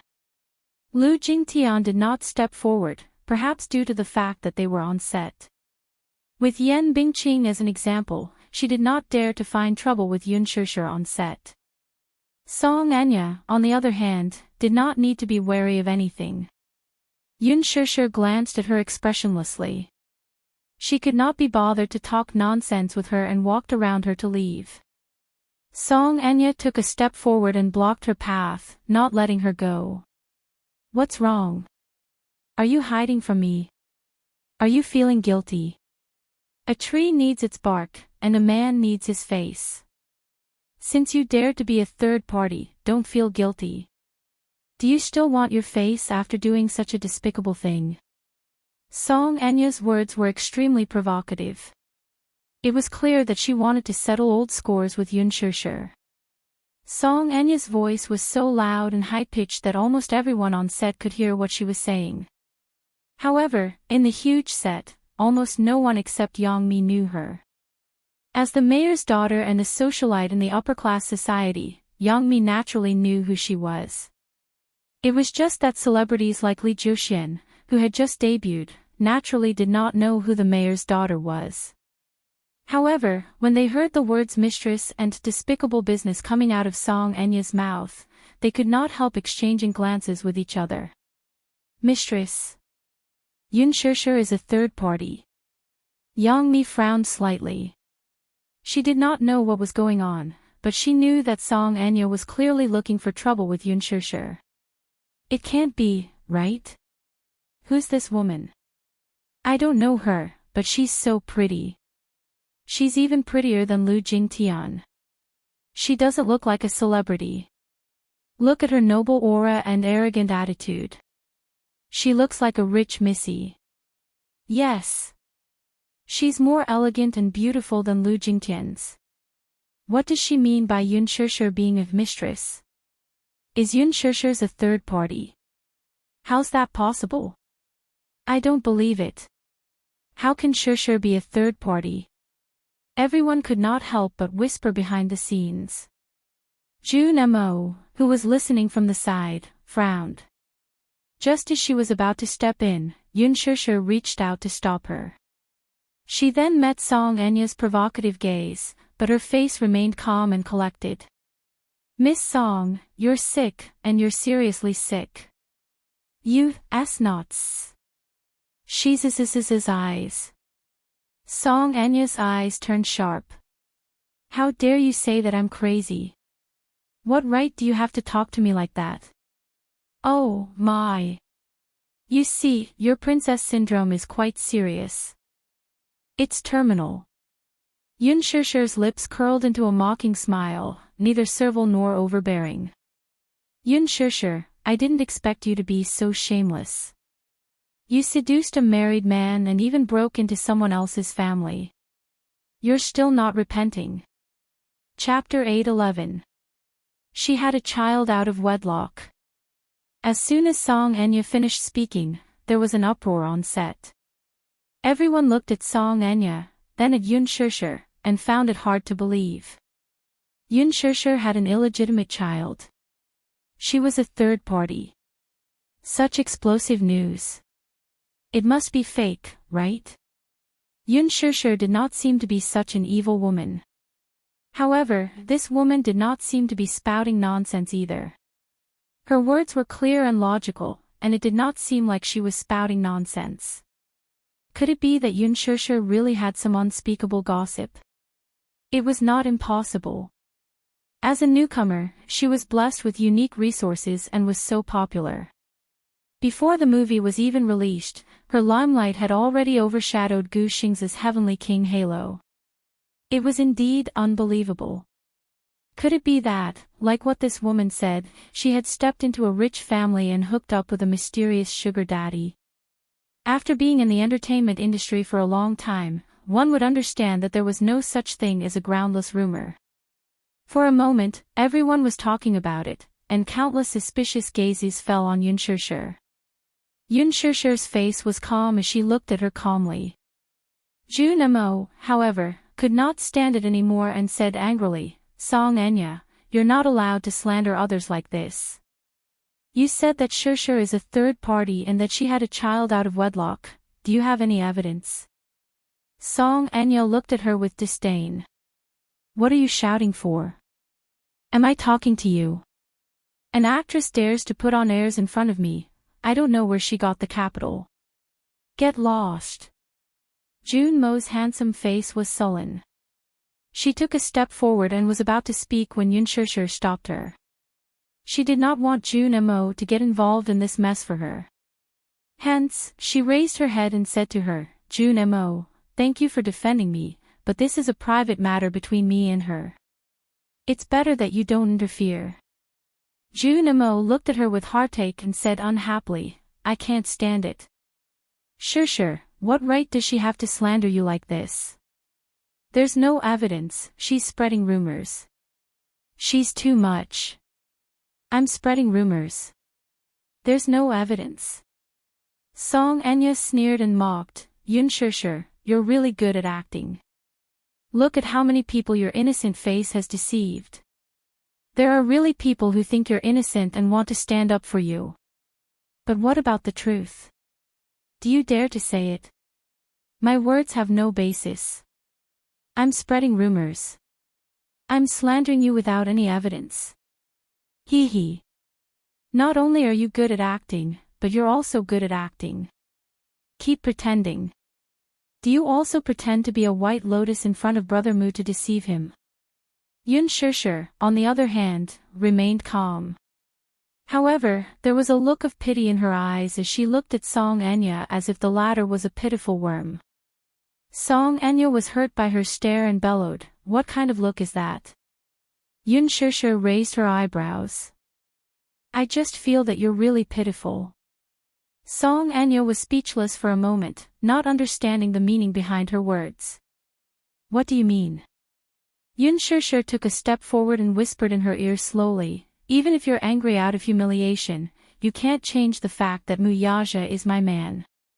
The one who has no right to fight with him is you, understand? Song Enya was stunned. She then raised her hand high to slap her. B*TCH, you're shameless. Jun Mo immediately reached out and shielded Yun Shishir behind her. The slap that was aimed at her face did not land. Song Enya was enraged. She turned around to look, only to see Gu Xingzi standing behind her and gripping her wrist tightly. A pair of handsome eyes filled with chilliness, but incomparably indifferently fell on her body. Chapter 8:12. Gu Xingzi. What was the meaning of this? Why was he stopping her? Gu Xingze, what are you doing? Are you done fooling around? Gu Xingze pursed his lips impatiently, his handsome face cold. This is a film set, it's not a place for you to fool around. His grip on her wrist was so tight that it seemed as if he was going to break it. The part of her wrist that was tightly gripped by him suddenly lost its color and turned pale. No matter how hard she tried to break free, it was to no avail. She struggled for a while but still could not break free. She could not help but fly into a rage out of humiliation. Gu Xingze, let go of me. Gu Xingze immediately let go of her. Caught off guard, she fell to the ground in a sorry state. She was wearing 7-centimeter high heels today, so when she fell to the ground, she felt a sharp pain in her ankle. It seemed that she had sprained it. Feeling wronged and resentful, she raised her head to look at Gu Xingze in displeasure. Gu Xingze lowered his head and looked at her coldly. His expression was frosty, and his eyes were piercingly cold. She was so shocked by his glare that she could not speak for a moment. Lu Jingtian turned pale with fright when she saw this. She immediately went forward to help her up. Gu Xingze, why are you helping her, too? She was so angry that she even forgot to maintain her composure. Gu Xingze expressionlessly said, Song Enya, I don't have the patience. Don't be unreasonable in front of me, it's very annoying. She was so frightened by his cold glare that she fell silent. Lu Jingtian, who was standing at the side, opened her mouth to say something, but Gu Xingze swept a glance at her and coldly said, Shut up. She did not dare to speak again. Gu Xingze, you're too much. Her eyes were red, and it was obvious that she was about to cry from anger. Have you had enough? I told you to shut up, didn't you hear me? Gu Xingze suddenly raised his voice. Who let this miscellaneous person in? Miscellaneous personnel? Song Anya was startled. Just as she was about to retort, Lu Jingtian sensibly tugged at her arm, gesturing for her to stop talking. The security personnel rushed over at once. Glancing at Song Anya and Gu Xingze with trepidation, he whispered, It's me. From tomorrow onwards, you don't have to come anymore, Gu Xingze said coldly. The man was shocked at first, but then he nodded helplessly. Gu Xingze said again, chase her out. In the future, no one is allowed to enter. Song Anya stared at him in disbelief, but before she could say anything, she was chased out of the set by the security personnel who had rushed over upon hearing the news. From beginning to end, Jun Mo shielded Yun Shishir behind her. Only after the latter was chased away from the set did she turn around with a worried look and ask, Shishir, are you all right? Nothing. What can happen? Yun Shishir raised her eyebrows, but she didn't think much of it. Aren't you angry at her for saying that about you? Why should I stoop to her level when she's just a lunatic? Lu Jingtian glanced at her, snorted, and returned to her seat. Gu Xingze suddenly walked over and grabbed Yun Shishir's arm tightly. Startled, she looked up and saw a strange anger on Gu Xingze's face. Xingze, Gu Xingze pulled her away. Yun Shishir was confused. She did not understand what he was trying to do and only let go of her hand when he pulled her to a secluded corner. Xingze, what's wrong with you? Chapter 8:13. Yun Shishir was shocked by his sudden action. She looked up blankly and saw him looking down at her. His eyes were deep and his face was sullen. Xingze, just now, she said that you were a third party and that you had a child out of wedlock. Gu Xingze opened his thin lips slightly and said coldly, How do you feel after hearing such humiliation? Yun Shishir was stunned by his question and did not speak for a long time. Why? You're not talking. Is this your choice? Gu Xingze glared at her angrily. Yun Shishir, is this your choice? Do you like to humiliate yourself so much? What do you mean? What can he give you? Glory and wealth. A glorious title or endless fame and fortune. And then, these slander, humiliation, abuse, and contempt. Are all these what you want? Yun Shusher was stunned. Even though his face was cold and his tone was cold, she still caught a flash of pity in his eyes. He was feeling sorry for her. Yun Shusher was a little speechless. Gu Xingzi continued, glory and wealth, fame and fortune, I can give you what he gave you. But, if I were your man, would never let anyone slander you, humiliate you, or abuse you. Yun Shusher was tongue-tied. Gu Xingzi's tone suddenly became gentler. His handsome face moved closer to her and the anger in his eyes was replaced by tenderness and vulnerability. He looked at her with heartache and wanted to hug the woman in front of him tightly. But he couldn't. Gu Xingzi closed his eyes and said in a hoarse voice, Shusher, if you met me before him, would you choose me? If she met him before Mu Yaja, would she choose him? Yun Shusher was stumped by this question. Xingzi, I've always treated you as an outstanding senior, Gu Xingzi interrupted, can you not be a senior? Yun Shusher was stunned. Yun Shusher, in your eyes, am I really just a senior? Gu Xingzi slowly opened his eyes. His voice and eyes regained their calmness. Yun Shusher, I've always thought that I was a person who stood aloof from worldly affairs. But after meeting you, for the first time, I wanted to fight for something. He had always thought that his heart would never be moved again. He even thought that he would be alone for the rest of his life. But when he met her, it was as if he had been bewitched. His heart was moved by her. Even when she glanced back, every frown and smile made his heart bleed. You still haven't answered me. Will you choose me? Without Mu Yaja, would you choose to be with me? He persistently pursued the matter, not wanting to give up just like that. As long as he heard the word, yes, from her mouth, he would fight for it by hook or by crook. Yun Shusher was silent for a long time before she slowly reached out and pushed him away.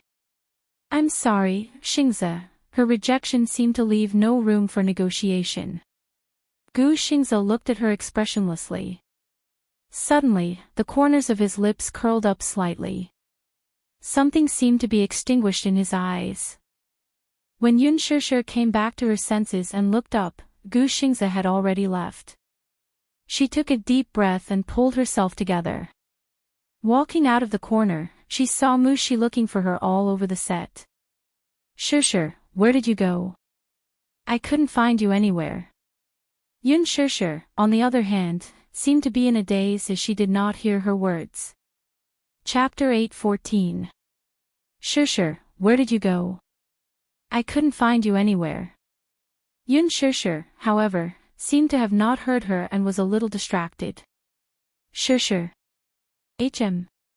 What's wrong with you? Why are you as lifeless as Xingzi? Mu Shi asked helplessly. Nothing, I was thinking about something just now.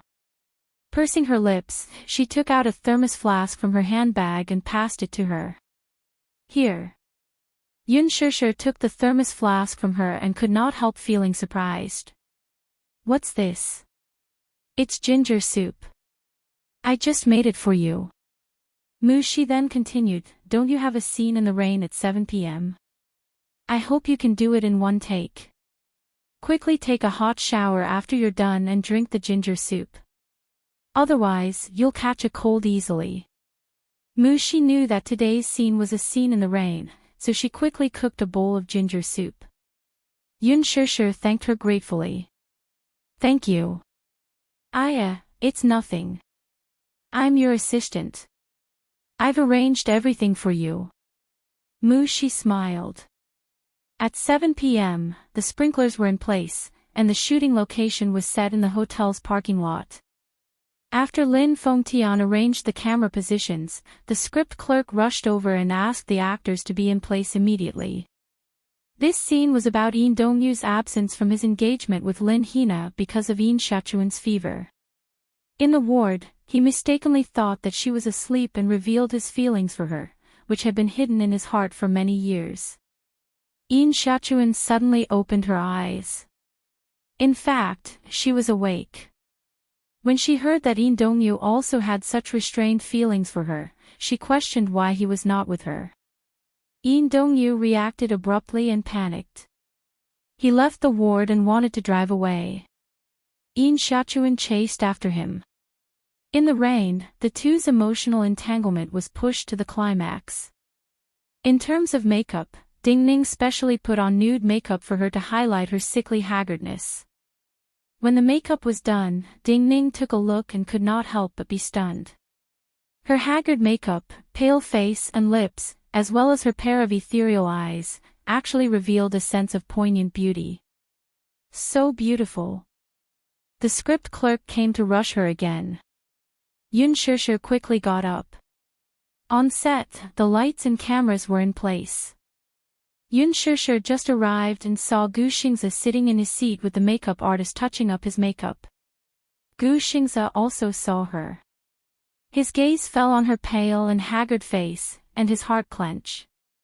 However, when he realized that it was because of the makeup, he calmed down. Scene 28, Scene 1. Yun Shishir glanced at Gu Xingze in a daze for a moment before she rushed forward with her umbrella. She had only taken a few steps when Lin Fengtian cut her off. This scene is very important, so I'll have to trouble you to bring out your 200%. Please, Yin Xiaochuan chased after him anxiously. Where's the anxiety on your face? I'm sorry. I'll adjust my state right away. Yun Shishir immediately apologized. She had indeed been distracted for a moment, so much so that she lost her composure when she took the first step. Lin Fengtian said sternly, Yun Shishir, you're very talented and have a high level of understanding. I hope you won't disappoint me. Even though he admired her, filming was work. If there were any mistakes at work, he would not be merciful. He was very clear about both the inside and outside of filming. Chapter 8:15. Mushi watched from the side with trepidation, only hoping that this scene in the rain would end quickly. The Green Apple, Scene 28, Scene 2, Action. The filming was still not progressing smoothly. The main reason was that Gu Xingze was not in the right state. Yun Shishir, on the other hand, was lacking in her vision. Lin Fengtian, who was sitting in front of the monitor, felt that the two were not in the right state and seemed to be preoccupied with their own thoughts. Gu Xingze, in particular, had either a misty look or a deep look in his eyes. The intense emotional struggle in Yin Dongyu's eyes could not be expressed properly. Yun Shishir, on the other hand, had the vision and could recite her lines well, but her expression was awkward. It was an indescribable awkwardness. Lin Fengtian cut and then announced, "We'll take a 15-minute break." Mushi immediately went forward with a blanket and covered Yun Shishir with it, helping her back to her seat. Gu Xingze sat beside her, too, but he did not look at her, treating her as if she were air. There was no interaction throughout. Lin Fengtian was observant and vaguely sensed that there was something fishy between the two. Hence, he walked to Yun Shishir, sent Gu Xingze away, and sat in his seat. Shishir, you're not in the right state today. What are you thinking about?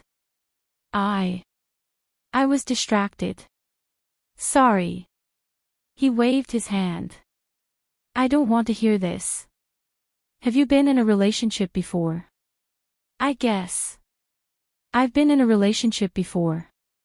Imagine him as the man you love deeply and then put yourself in the role.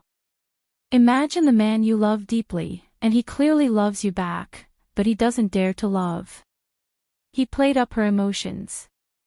For the next scene, you must show Yin Xiaochuan's anger and hysteria. Yun Shishir was very perceptive and easily understood what he wanted her to express. Director Lin, thank you, I understand. Try to pass in one scene. With that, he walked to Gu Xingze's side. His face sank in an instant. Xingze, for this scene, you just need to follow your inner struggle. Gu Xingze was stunned. Lin Fengtian tapped the table with his fingertips and snorted. Do you think I can't tell? You like Yun Shishir, don't you? Gu Xingze looked up. His face was pale and his eyes were hollow. Your current state of mind is very suitable for this scene. Yin Dongyu's inner drama. Think about it carefully and express all your inner thoughts later. That will do. Lin Fengtian's eyes were sharp. How could he not see Gu Xingze's feelings for Yun Shishir? He liked her. But this fondness could only be buried in the bottom of his heart. Gu Xingze frowned slightly. Lin Fengtian stood up and patted him on the shoulder. Think about it carefully. Try to pass it in one go. With that, he left. Gu Xingze looked up and his eyes met with Yun Shishir's. She was sitting not far away from him. When she saw that he was looking at her, she immediately looked away. 15 minutes passed quickly. Yun Shishir and Gu Xingze returned to the scene. The staff held up a hose and sprayed it into the sky, creating an artificial rain curtain. The Green Apple, Scene 28, Scene 7, Action. Yin Dongyu. Yun Shishir screamed hysterically. From the start, she was in the right state of mind. This scream was so loud that her voice almost broke. Chapter 8:16. Gu Xingze stood in the rain with his back to her. Yun Shishir rushed into the rain. Seeing that he had stopped in his tracks, she slowly walked forward and tried to hold his hand. However, the moment her trembling fingertips were about to touch his hand, Gu Xingze retracted his hand as if he had been electrocuted. Yun Shishir's eyes revealed an extremely hurt look. Brother, a helpless and weak cry directly hit the weakest part of people's hearts. Yun Shishir said in a hoarse voice, Why are you always running away from me? Why? Why do you love me too? Why do you always want to run away from me when you love me so much? What are you running away from? Gu Xingze's heart trembled slightly, but he quickly suppressed the turbulent emotions in his heart and pretended to be calm. I'm not running away. You are. You clearly are. Yun Shishir broke down and said, You've always been running away from me. Always. As she spoke, she reached out and hooked her hand around his. This time, he did not avoid her. Yun Shishir stared at his back again and said carefully, Didn't we agree in the past? We'll be together for life, forever. Have you forgotten what you promised me? Her pale lips trembled uncontrollably as she pleaded in a broken voice, Brother, love me, okay? There was a long silence. Lin Fengtian immediately zoomed in and gave Yun Shishir a close-up shot. The fragile look in her eyes was full of tension. Lin Fengtian secretly cheered in his heart. The dead silence felt like a century. After a long time, Gu Xingze sighed and muttered, How should I love you? He turned his head and the camera zoomed in on his face. Gu Xingze frowned slightly. The hesitation and vulnerability in his eyes were almost obvious. Even Yun Shishir's heart could not help but tremble when she saw this gaze. Szechuan, how should I love you? The scene finally passed. Lin Fengtian stood up and applauded in shock. Yun Shishir also left her character with a gratified smile on her face. Gu Xingze, on the other hand, seemed to be too immersed in his role and looked lonely. Yun Shishir caught a glimpse of his expression from the corner of her eye and her smile froze on her lips. Wrap up. Get ready, that's all for today. Gu Xingze abruptly turned around and walked toward the building. Yun Shishir was still in a daze. She quickly brought a blanket over and urged, Shishir, hurry up and take a shower. Yun Shishir's mind and she nodded. Do you need me to accompany you? No, I'll go myself. Yes. Remember to drink the ginger soup after you shower. The production crew had booked a floor next to the hospital. The rooms inside were specially reserved for the production crew. At this moment, the sky was already dark. The receptionist at the front desk was dozing off. Yun Shishir held the room card tightly in her hand and carried the thermos flask as she walked into the hotel. At the elevator entrance, she bumped into Gu Xingze. She was stunned and could not help but feel awkward. During the scene in the rain earlier, she was completely drenched. Gu Xingze, on the other hand, had been holding an umbrella the whole time and only got a little wet. You have to remember to take a shower, too. Otherwise, I'm afraid you'll catch a cold. Emichim, he responded lightly, but his gaze was fixed on the elevator door. The elevator kept jumping up and down. Ding dong. It was a text message notification. Chapter 8:17. The elevator door opened and Gu Xingze walked in. Yun Shishir had also finished replying to the text message and followed him into the elevator. However, when she stepped into the elevator, she felt a violent tremor under her feet.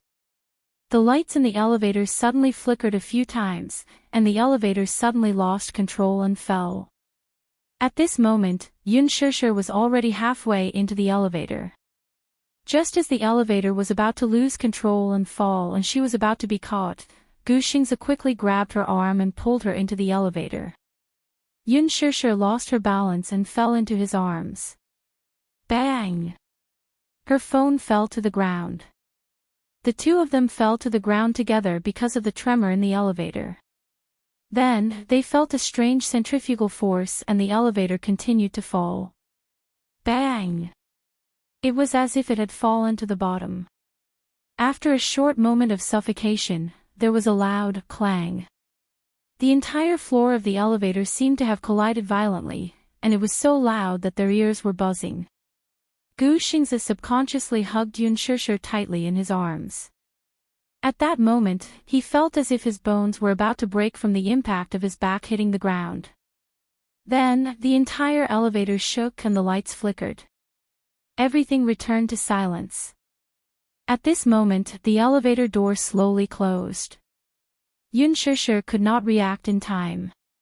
She did not realize what had happened at all. When everything quieted down, she looked around and saw that the elevator's floor display was black. In the elevator shaft, there was the sound of a rope being sawed. In the quiet and narrow space, these cold sounds only made one feel uneasy and anxious. The elevator malfunctioned. That was her first reaction. She turned to look at Gu Xingze but saw that his face was pale and he seemed to have a lingering fear. Clearly, he was still in shock from the accident that had happened earlier. Just imagine, if he had not acted fast enough, he might have only been able to watch Yun Shishir get caught in the elevator.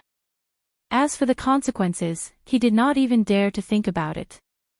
Yun Shishir also carefully recalled that when she stepped into the elevator just now, she felt that the elevator suddenly fell.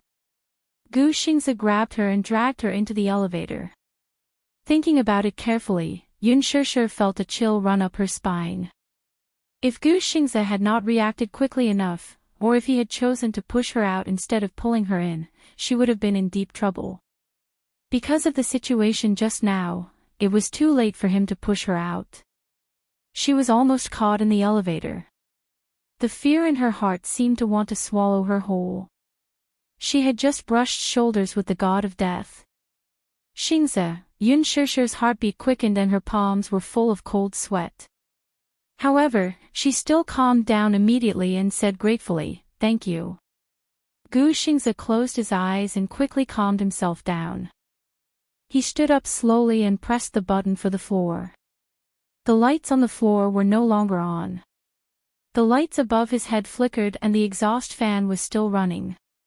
He turned around and looked at Yun Shishir. His thin lips moved slightly. "Shishir, don't be nervous. I'm here." Yun Shishir responded with an and felt strangely calm. She did not feel so nervous anymore. Chapter 8:18. Gu Xingze felt a headache coming on. How did this happen? He had been in the industry for so many years and had often flown around the world. He had also encountered hotel elevator malfunctions, but it had never happened to him. However, until he experienced it himself, he could feel the uneasiness and panic of being trapped in an elevator. He reached out and pressed the emergency bell. However, after pressing it for a long time, no one responded. What's going on? Gu Xingze looked puzzled. Is it malfunctioning?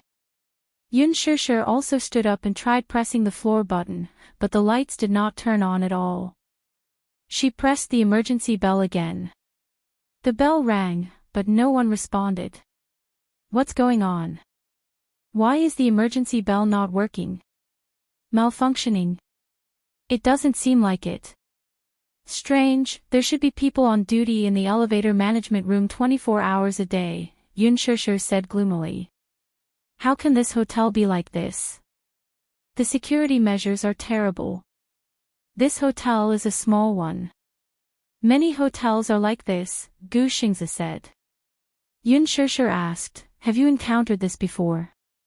Yes, I have. I saw it on the news. Oh, I saw it on the news too. Didn't a university elevator malfunction before? A student got stuck in the elevator and died, Yun Shishir said. Gu Xingze said, I saw that report too. I didn't expect this to happen to me. It was so dangerous just now. Yun Shishir saw the phone that had fallen and quickly picked it up. The phone had been turned off. She quickly turned it on and wanted to use the phone to call for help. Gu Xingze saw her actions and said, it's no use. The phone signal in the elevator is blocked. There is no mobile network coverage. Moreover, we are in the basement now. Sure enough. Yun Shishir turned on the phone, but there was no signal. She could not make the call. What should we do? There is no signal at all. There was no network and no signal. There was no way to communicate with the outside world.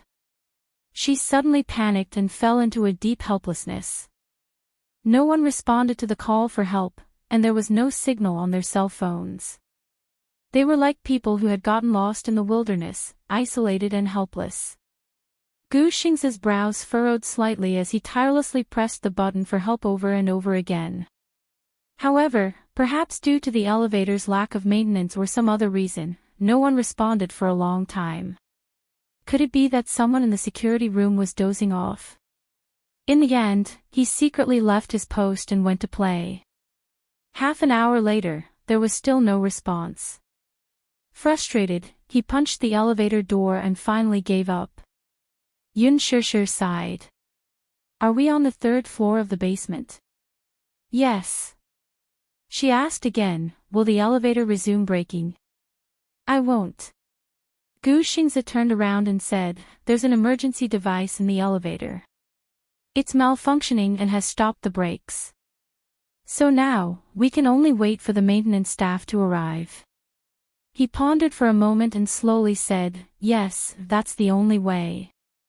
Yun Shishir suddenly lost all her strength and felt a little desperate. Then when will they find out that someone is trapped in the elevator? Gu Xingze looked at her and suddenly walked to her side. He picked up a blanket that had fallen on the ground and covered her body. Don't be afraid. By tomorrow morning, someone will find out. This is already the worst-case scenario. The look of relief on his face gave her great confidence. Chapter 8:19. The moment she lowered her head, the water droplets on her hair dripped onto the floor of the elevator.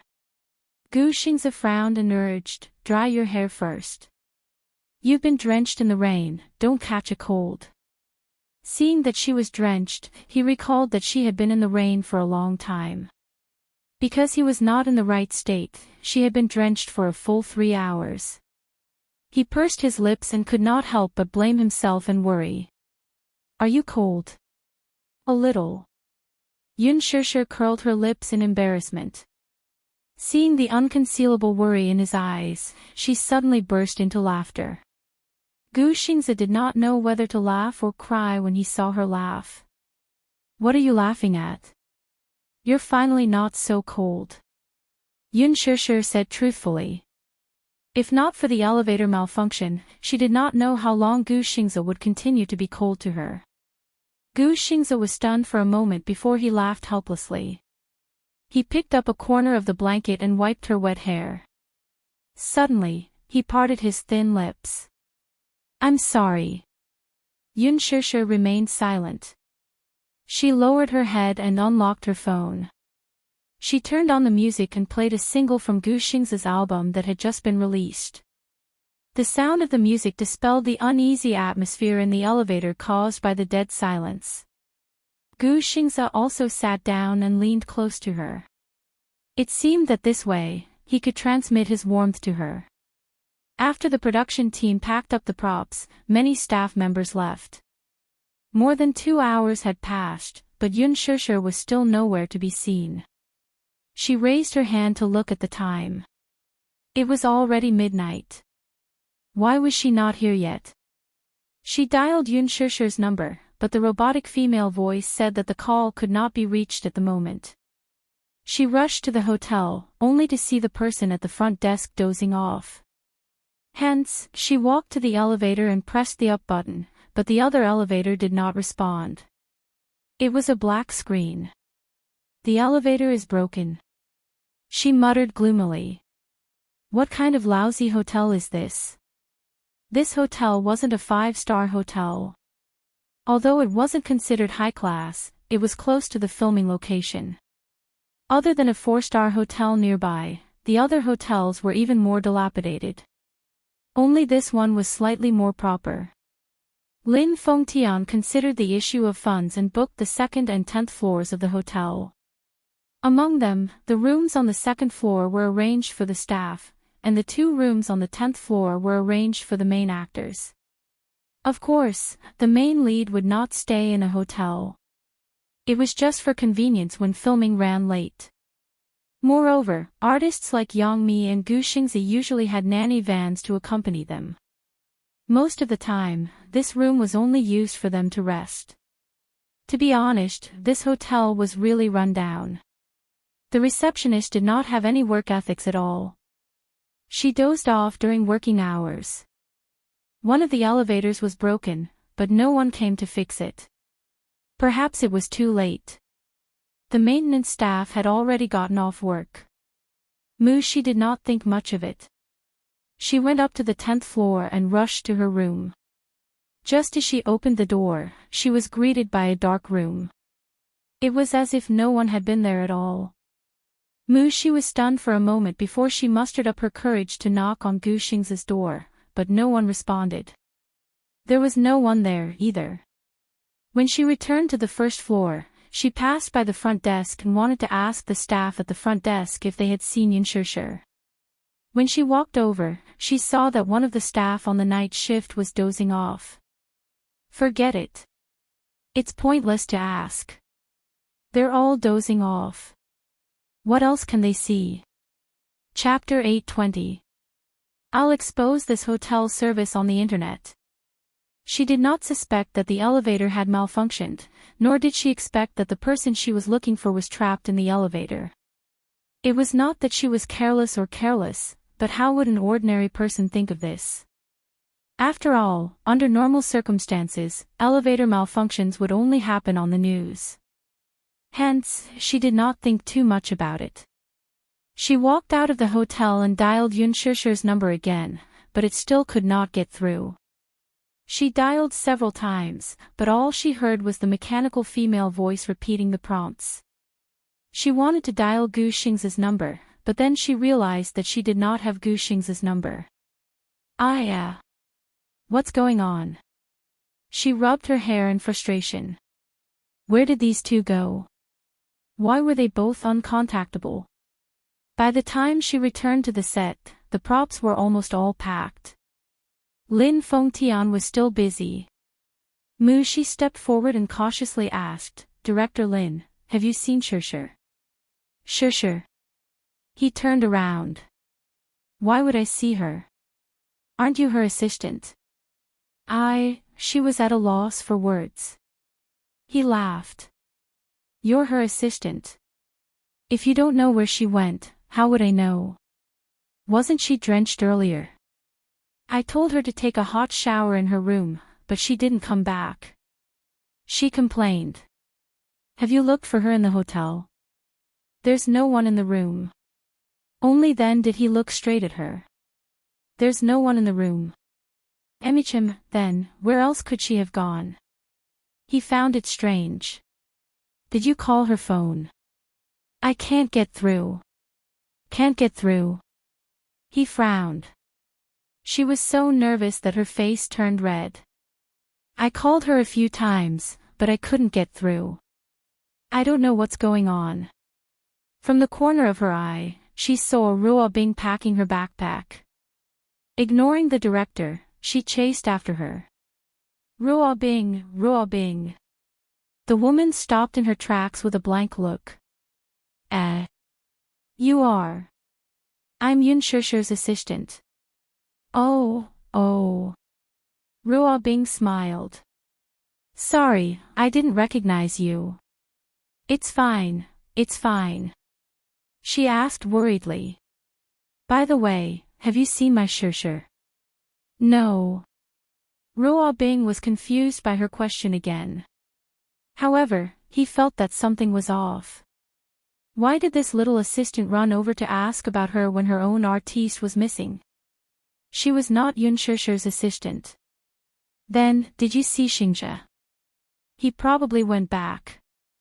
Ruobing said helplessly, although I'm Xingzhe's assistant, he's a little. Well, he doesn't like people interfering with his private life. Usually, after filming, he doesn't let anyone follow him. Is it convenient for you to give me his number? She asked cautiously. Ruobing was startled, but she shook her head. I'm sorry, I can't. Xingzhe's number is usually not disclosed to others. I don't have any other intentions. I just wanted to ask Xingzhe if he saw Shishir. She pleaded, or, it's fine if you don't give it to me. You can give him a call. It's an emergency, please. Lin Fengtian walked over. Seeing the conflicted look on her face, he said, give Xingzhe a call and ask him where he is. Ruobing could not refuse the director's request, so she nodded. Okay. Chapter 821. The call went through, but no one picked up the call. At this moment, Gu Xingzhe was sitting in the driver's seat of his Porsche parked in the parking lot. His phone kept vibrating and ringing. No one's picking up. Ruobing said, this is Xingzhe's work number. He threw it aside after filming. Let's try calling a few more times. She pressed her palms together and pleaded again. All right. The woman nodded helplessly. She called a few more times, but still, no one picked up. Seeing her disappointment, Ruobing comforted her with a smile. Don't worry, Yun Shishir is an adult and not a child. How could she go missing? You don't have to worry so much. She furrowed her brows, still feeling uneasy. When I first became an assistant, I was just like you. I couldn't wait to stick behind Xingzhe as if he were a child. Actually, as assistants, we don't have to worry about every little thing, no matter how big or small. Artistes should have their own private space, too. The director thought about it and raised a brow. You go back first, I'll send someone to look for them. Okay. Thank you, Director Lin. She had no other choice. At this moment, in the elevator, Yun Shishir wrapped her wet body in a blanket and curled up in a corner. The damp and cold air kept invading her body. The air conditioner in the elevator continued to pour in cold air. She had been drenched in the rain for so long that her wet clothes stuck to her body.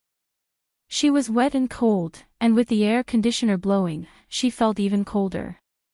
She did not know how long she had been trapped in the elevator, but she felt that time passed abnormally slowly. Gradually, she felt a little lightheaded. Her body slumped in a corner, and she became a little dispirited. Gu Xingzhe persistently pressed the help button until the device's battery ran out and it stopped ringing. D*****. He cursed under his breath and turned around, only to see Yun Shusher wrapped in a blanket and shivering all over. Gu Xing's heart tightened. He immediately walked to her side and squatted down. He carefully placed his hand on her shoulder, but his fingertips came into contact with a patch of dampness. His heart ached, and he gently pushed her shoulder. Shusher. What happened to you? Ugh, Yun Shusher was a little delirious. She peeked her eyes out of the blanket, but there was no focus in her eyes. Cold, cold. So cold. Gu Xingze raised her head and looked at the mouth that was still emitting cold air. The direction of the wind seemed to be aimed at her. No wonder he felt cold.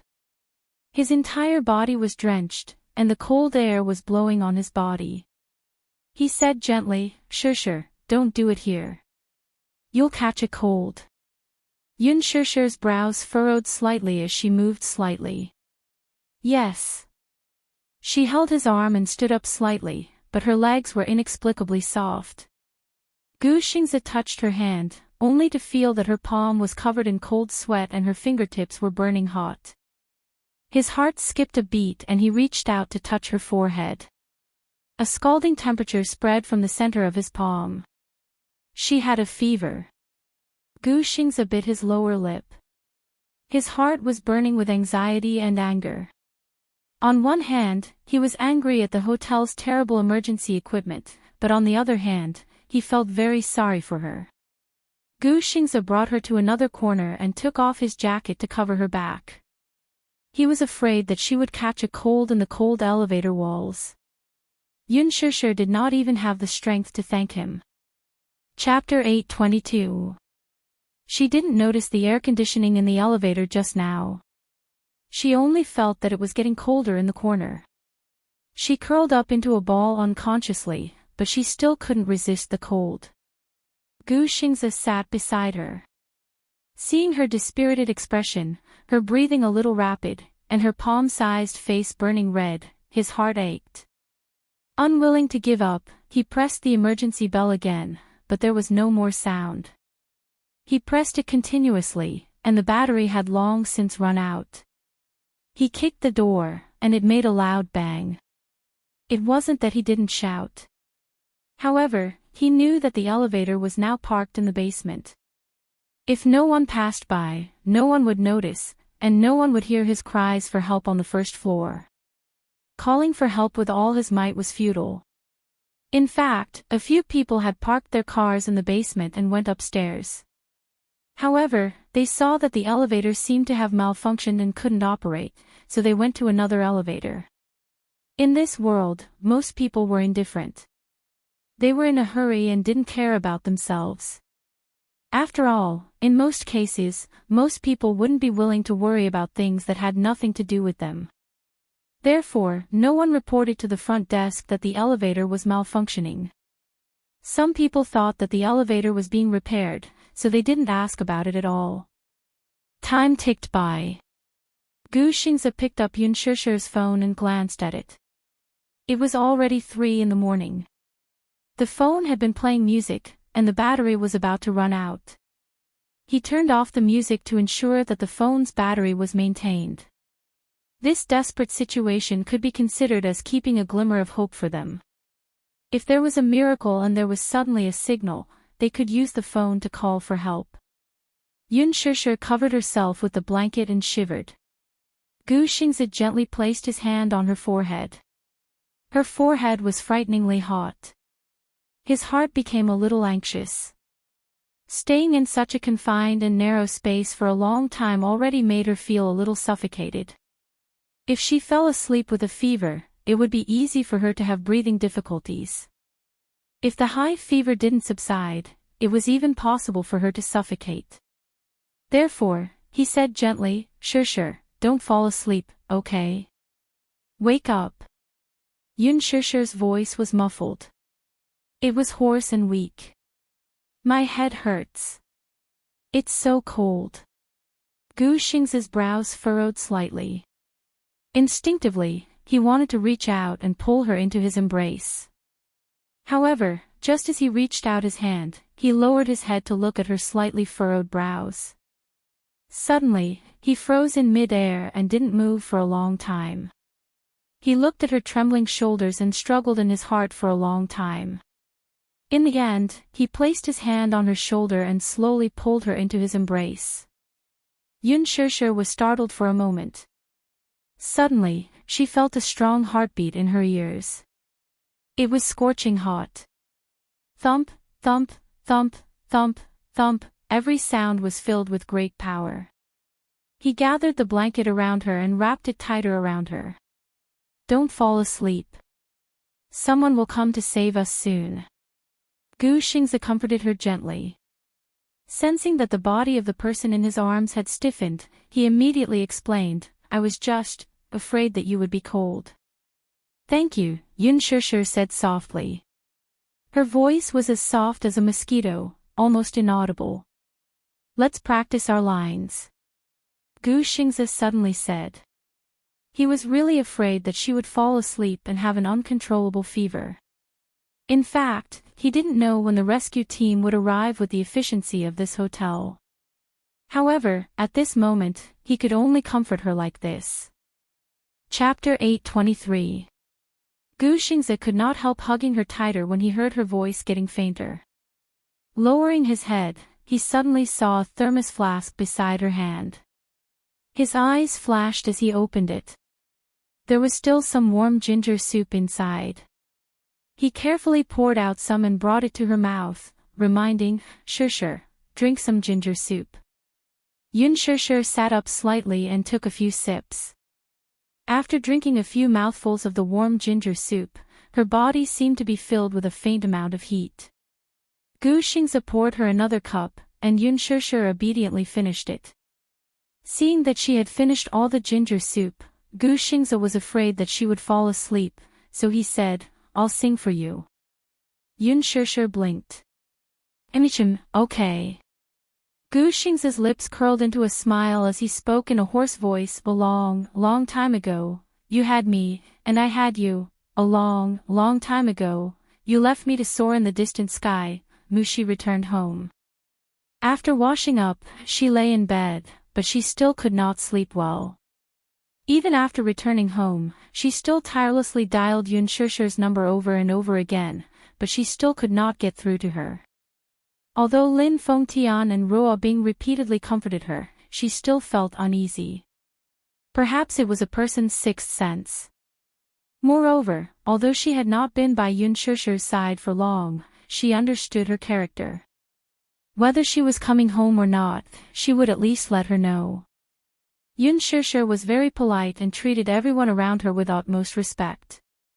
She would not let her worry, unless it was something out of her control. Mushi tossed and turned in bed as her thoughts ran wild. Suddenly, she sat up in frustration, and the phone beside her pillow rang. In the dark and quiet, the phone's ringing gave her a fright. She was startled at first and then quickly picked up the phone, thinking that it was Yun Shishir calling. However, the string of unfamiliar numbers displayed on the screen made her heart turn cold. Mushi sighed and picked up the call, asking weakly, Hello? Hello, are you Yun Shishir's assistant? A child's childish voice came from the other end of the phone. It was quiet, but there was a hint of anxiety. He was as steady as an adult. If it wasn't for that immature voice, she wouldn't even be able to tell that it was a child's tone. Mushi was stunned and subconsciously answered, yes. On the other end, Yun Tianyu was sitting on the sofa with a business card in his hand. His expression was solemn. Yun Shishir is my mommy. She hasn't come back yet, and I can't get through to her phone. I want to ask, do you know where she is? Mushi was stunned.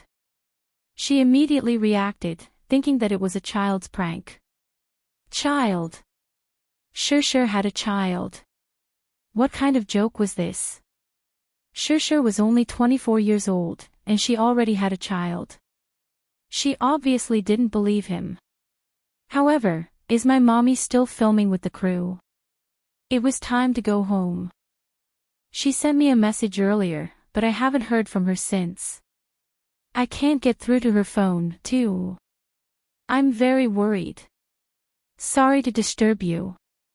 Yu Yu's tone was polite and courteous, but more than that, it was calm and smooth, which was rare for a child. Chapter 8:24. Yun Tianyu caught a clue. You said that she disappeared without a trace after the shoot. Yes. She nodded repeatedly. Yu Yu looked at his watch.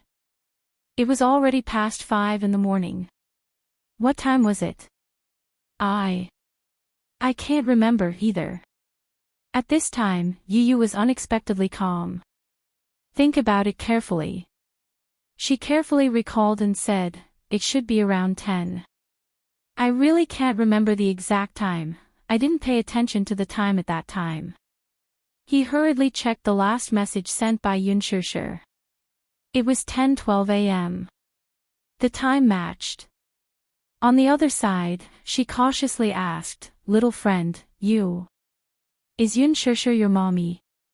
Yes, he replied abruptly. Where are you now? Is it convenient for you to pick me up? She looked out the window. It was already late at night. She was a little worried and doubtful of this child, so she said, why don't we call the police first? Auntie, the police only filed a case after losing contact with her for 48 hours. Although we can still call the police now, it's already so late. How efficient do you think the police will be? Yu Yu seriously reminded her. She was stunned by his calm analysis. This child. His rationality had completely overturned her worldview. How old was this child? Judging from his voice, he was no more than 6 or 7 years old. Were children nowadays so smart? He even knew the conditions for the police to file a case. Auntie, I'm very worried about my mommy, but I'm the only one at home now.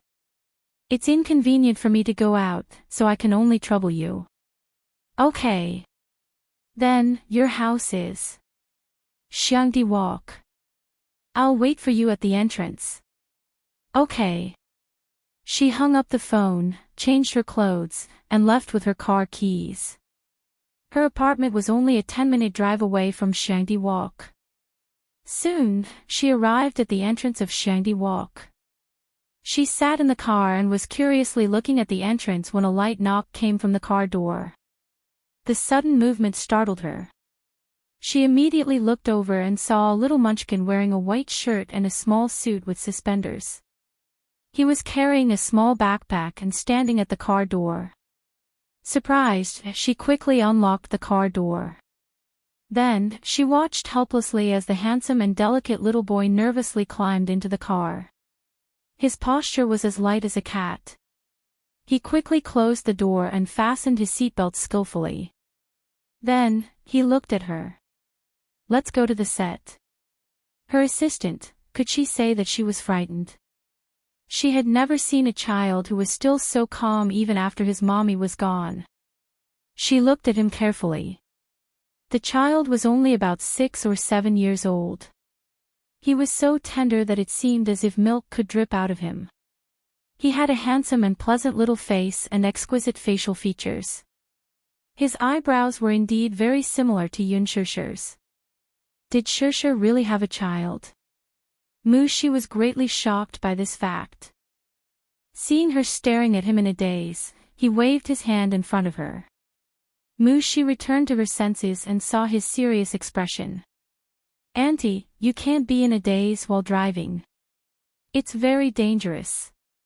She mumbled, thanks for the reminder, let's drive. Yun Tianyu ordered. In fact, he originally wanted to call Li Hanlin to pick him up. Chapter 8:25. She drove all the way to the set. At this moment, the set was in dead silence. All the props had been packed up and transported away. The huge parking lot had been restored to its original state, and there were no clues to be found. Yun Tianyu searched the set for a while but did not find anything. She stared blankly at his calm and rational face. She could not tell that he was only 6 or 7 years old. Were children nowadays so precocious? Yun Tianyu walked up to her and asked, Mommy sent me a message before I lost contact with her. It was around 10 p.m. Where did she go at that time? Hotel.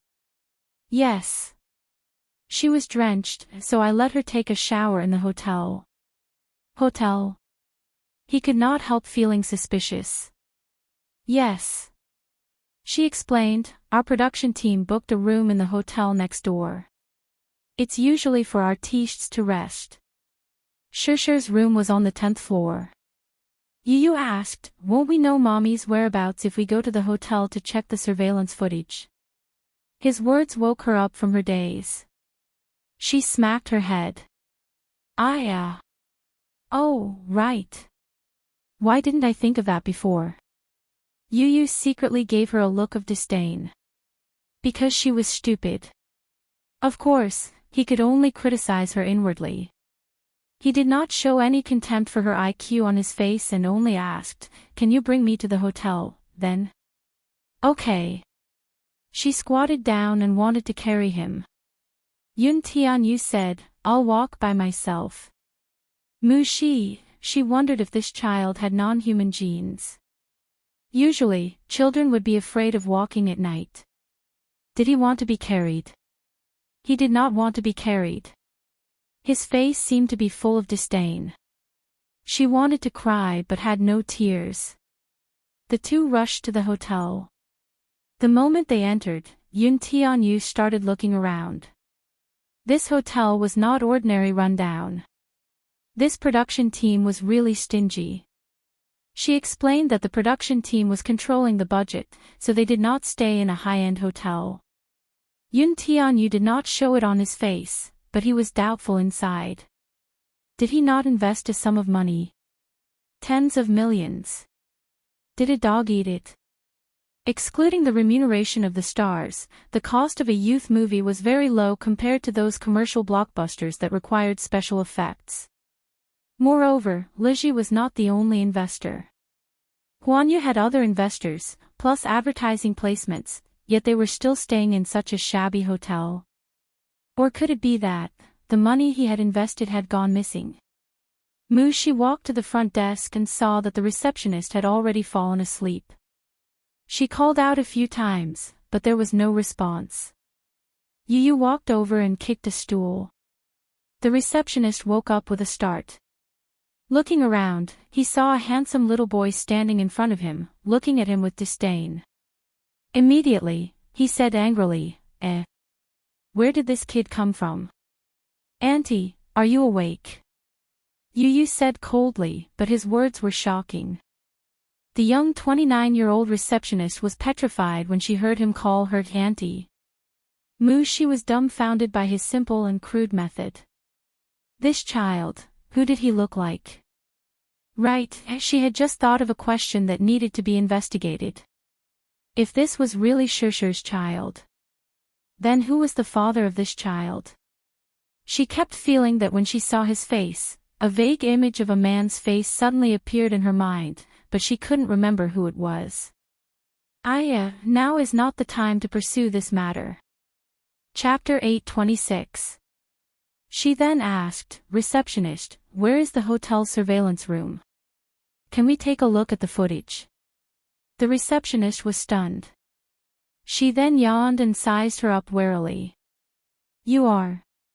I'm from the production team of The Green Apple. Our production team has booked 10 rooms in this hotel. The receptionist was a little stunned. I've just been transferred here not long ago. I heard that a production team has booked this hotel, but why do you want to see the footage? It's an emergency, of course. An artiste from the production team went missing after entering the hotel. Her phone can't be reached and she disappeared after entering the hotel, so we want to take a look at the footage. The receptionist rubbed her sleepy eyes and apologized. I'm sorry. If someone from the production team goes missing, shouldn't we call the police directly? Call the police. That's right. May I ask how long has she been missing? Since 10 o'clock until now. Call the police, then. Yu said, even if we call the police, we'll only take a statement and file the case 48 hours later. Shi nervously said, actually, given the current situation, we don't need the police to make an appearance. We just need to know where she went after entering the hotel. It's like this. The receptionist explained seriously with a frown.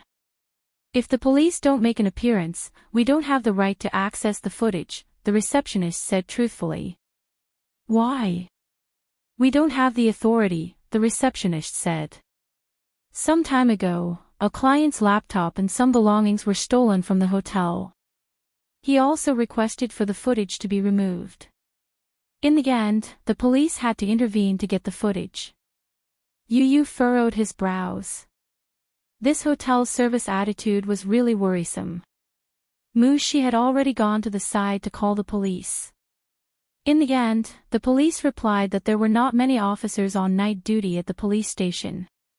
2 of them were taking statements and could not respond to the call in time.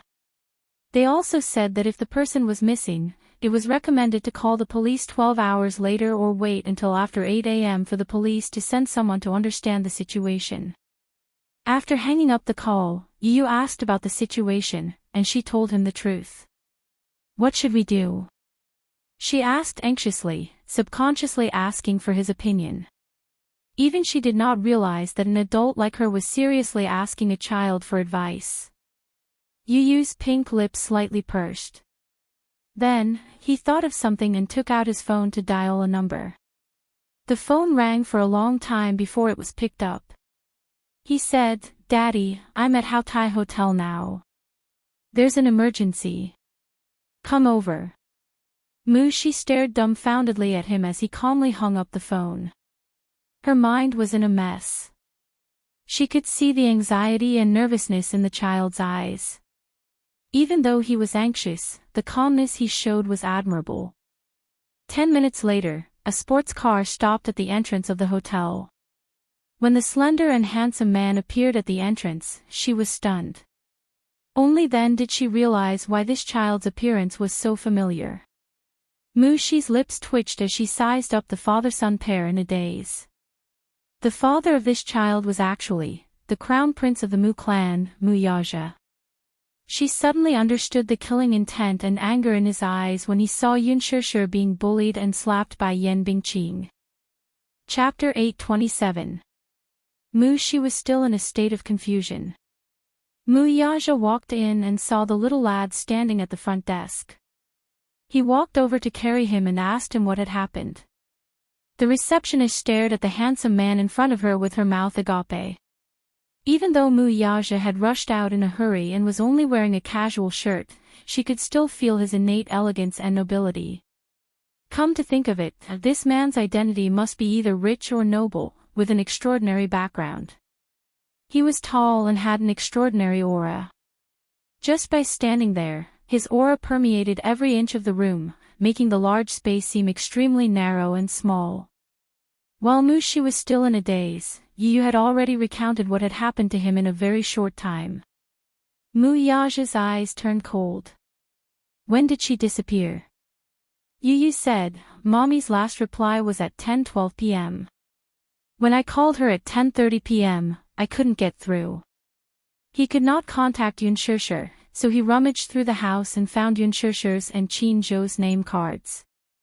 He first called Qin Zhou's number, but it was switched off. He then called Shi's number, which led to the subsequent incident. Yu continued, Now, I mainly want to see the hotel's CCTV, but the receptionist said that only the police have the authority to access the CCTV. Yaja's cold gaze landed on the receptionist. The receptionist trembled under his glare and hurriedly explained, Sir, this is the hotel's rule. I really can't make the decision. If you're not the police, you can't access the CCTV. Have you called the police? Yes, but the police said that they will only arrive in the morning. Yaja narrowed his eyes and carried Yu to a corner. He made a call and gave a few brief instructions. She did not know what he said, but soon, 3 police cars arrived in a hurry. What happened next left her dumbfounded. 4 to 5 men in police uniforms alighted. It was the police chief, Chen Wei, who had hurriedly led a team here. When he walked through the door, he saw a tall man standing in the hall. He immediately bowed and walked forward with a flattering and respectful smile on his face. It was worlds apart from Mu Xi's impression of a policeman who did not like to smile. Chen Wei walked up to Mu Yaja and bowed slightly, saying in an extremely respectful tone, "Hello, CEO Mu." "Hello. I didn't know it was you, so I've neglected you. Please don't take it to heart." Mu Yaja remained expressionless and did not speak. "Son. Is." Mu Yaja did not fall for his trick, though. His voice was so cold that it made one's scalp tingle. "I think we can skip the pleasantries. Business is more important, isn't it?" This time, it was cold, dignified, and extremely intimidating. He stood there without any expression on his face, but he still exuded an aura of authority. Mu Yaja's name was known by everyone in the capital. It was just that very few people had the honor of seeing his face in person. This was Chen Wei's first time seeing him. Previously, he had only heard of his name. Now that he saw him in person, he was greatly shocked. Tall, handsome, and dignified, just like the rumors said, he was a dragon among men. Chapter 828. Mu Yaja said, "I want to take a look at this hotel's CCTV, but the hotel said that they don't have the authority to do so without the involvement of the police." Chen Wei nodded repeatedly. "Sir, you want to take a look at the CCTV, right? Leave it to me, I'll arrange it right away." With that, he straightened his face and walked to the front desk, putting on a dignified look that a bureau chief should have. Mu Xi, who was standing at the side, could not help but feel a little depressed. It was no wonder that people were so unscrupulous when it came to power and fame. Thinking about it, she had stood before the front desk and pleaded with them in every possible way, but the receptionist had rejected her several times. She even called the police, but no one came. What about now? To put it bluntly, it was just that she did not have enough face. At this time, the receptionist had already called the lobby manager on duty and invited him over. With the bureau chief here, the rest of the matter was naturally much easier to handle. The CCTV room was on the second floor, so a group of people crowded around Mu Yaja as they walked to the elevator. When they passed by the elevator, the receptionist saw that there was no response from one of the elevators and muttered, "Is this elevator broken?" "Broken? Why is it broken?" The lobby manager's face turned ugly. He immediately went forward to test it, and it was indeed broken. "Get someone to fix it this morning." Yu frowned and suddenly asked, "Could it be that Mommy is trapped in the elevator?" Mu Xi was startled and was stunned. That seemed to be a possibility. Think about it, Mommy's phone can't be reached no matter what. Usually, there's no signal only in the elevator. Yu calmly analyzed the situation. At the side, the lobby manager's face turned ugly. How is that possible? If someone is trapped in the elevator, there are people on duty 24 hours a day in the CCTV room. They'll definitely discover it immediately. Maybe the person on duty in the CCTV room is dozing off like the receptionist. Yu retorted. The receptionist blushed.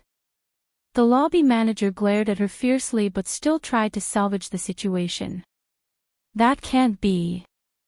Let's go to the CCTV room to take a look, we'll know. However, when the group reached the CCTV room's entrance, they saw 4 security guards playing cards in a corner with glowing faces. Rather than calling it a game of cards, it was more appropriate to call it gambling. The lobby manager was furious and scolded, "It's working hours now. What are you all doing?" The 4 of them were shocked. When they turned around, they saw the imposing and magnificent group. They stood up trembling with fear and awkwardly tried to smooth things over. The lobby manager still wanted to reprimand him, but Mu Yaja glanced at him. Chen Wei immediately understood and hurriedly said, "Don't waste time. Finding the person is more important." To the computer room. The computer room was very small and filled with machines. Hence, with Chen Wei and Mu Shi following behind, Mu Yaja carried Yu Yu in. As soon as she walked in, Yu Yu glanced at the screens and suddenly turned pale with fright. She pointed at one of the screens and said, "It's Mommy."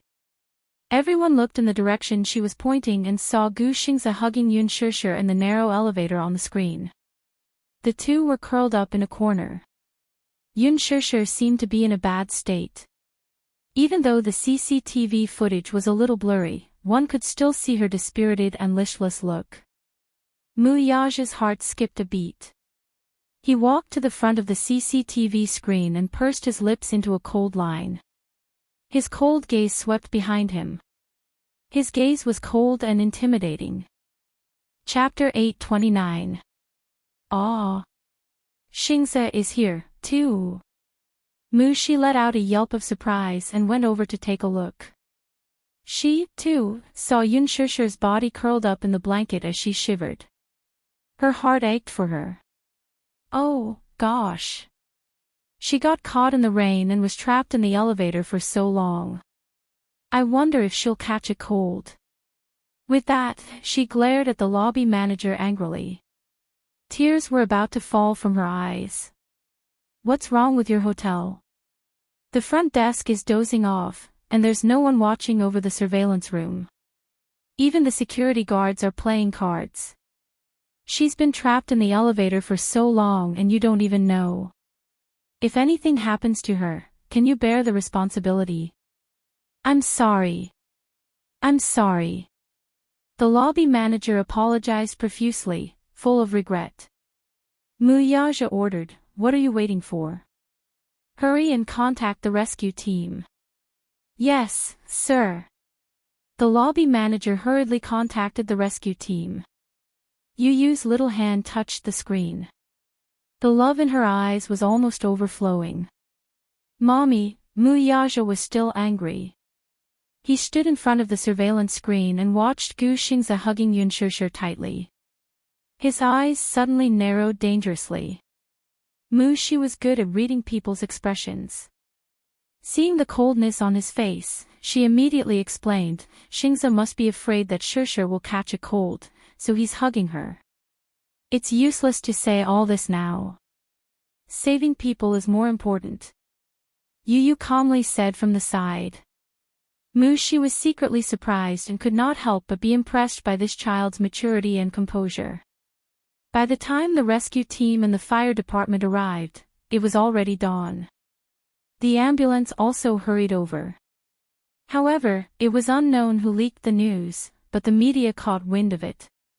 When they heard that Gu Xingze and Yun Shishir were trapped in the elevator, they all squatted at the hotel's entrance to create headlines. Chen Wei immediately called for the police to prevent these reporters from interfering with the rescue. The maintenance staff of the elevator began to investigate the location of the elevator. The conclusion was that the elevator did not stop at the flat floor, but at the bottom. Mu Yaja and the rest stayed in the surveillance room to check on the people's condition while the rescue team went to basement 3. When the elevator door opened, Mu Shi hurriedly called out, "Xingze, Shishir, are you guys there?" Inside the elevator, Gu Xingze heard Mu Shi's call and immediately responded, "Here." Yun Shishir, on the other hand, had a high fever and was unconscious. She did not have any reaction. "We're already thinking of a way to get you out." "Xingze, Shishir, how are you?" Gu Xingze quickly replied, "I'm fine, but Shishir has a high fever." "Hurry." Mu Shi was stunned and immediately pleaded, "Please, quickly save him." All right. Miss, please calm down first. We'll get the equipment immediately." As the elevator stopped at the bottom, they first had to manually turn it to a position roughly parallel to the floor before they could save the people. Mu Shi immediately said, "Xingze, Shishir, be careful. We'll be able to get you out soon." "Okay."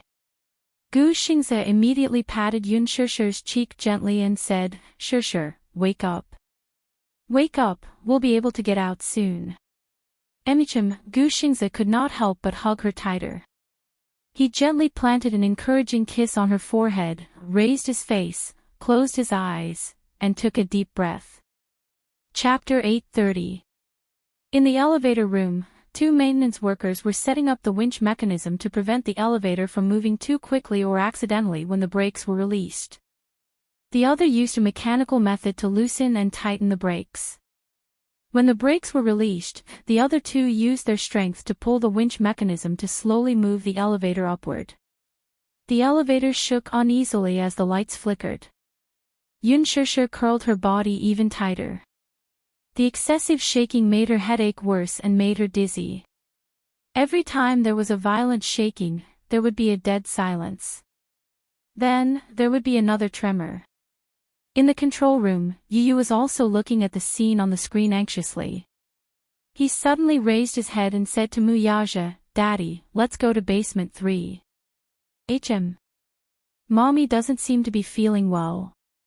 I'm worried. Okay. Muyaja carried Yun Tianyu to basement 3. However, when they arrived, they did not see the medical team.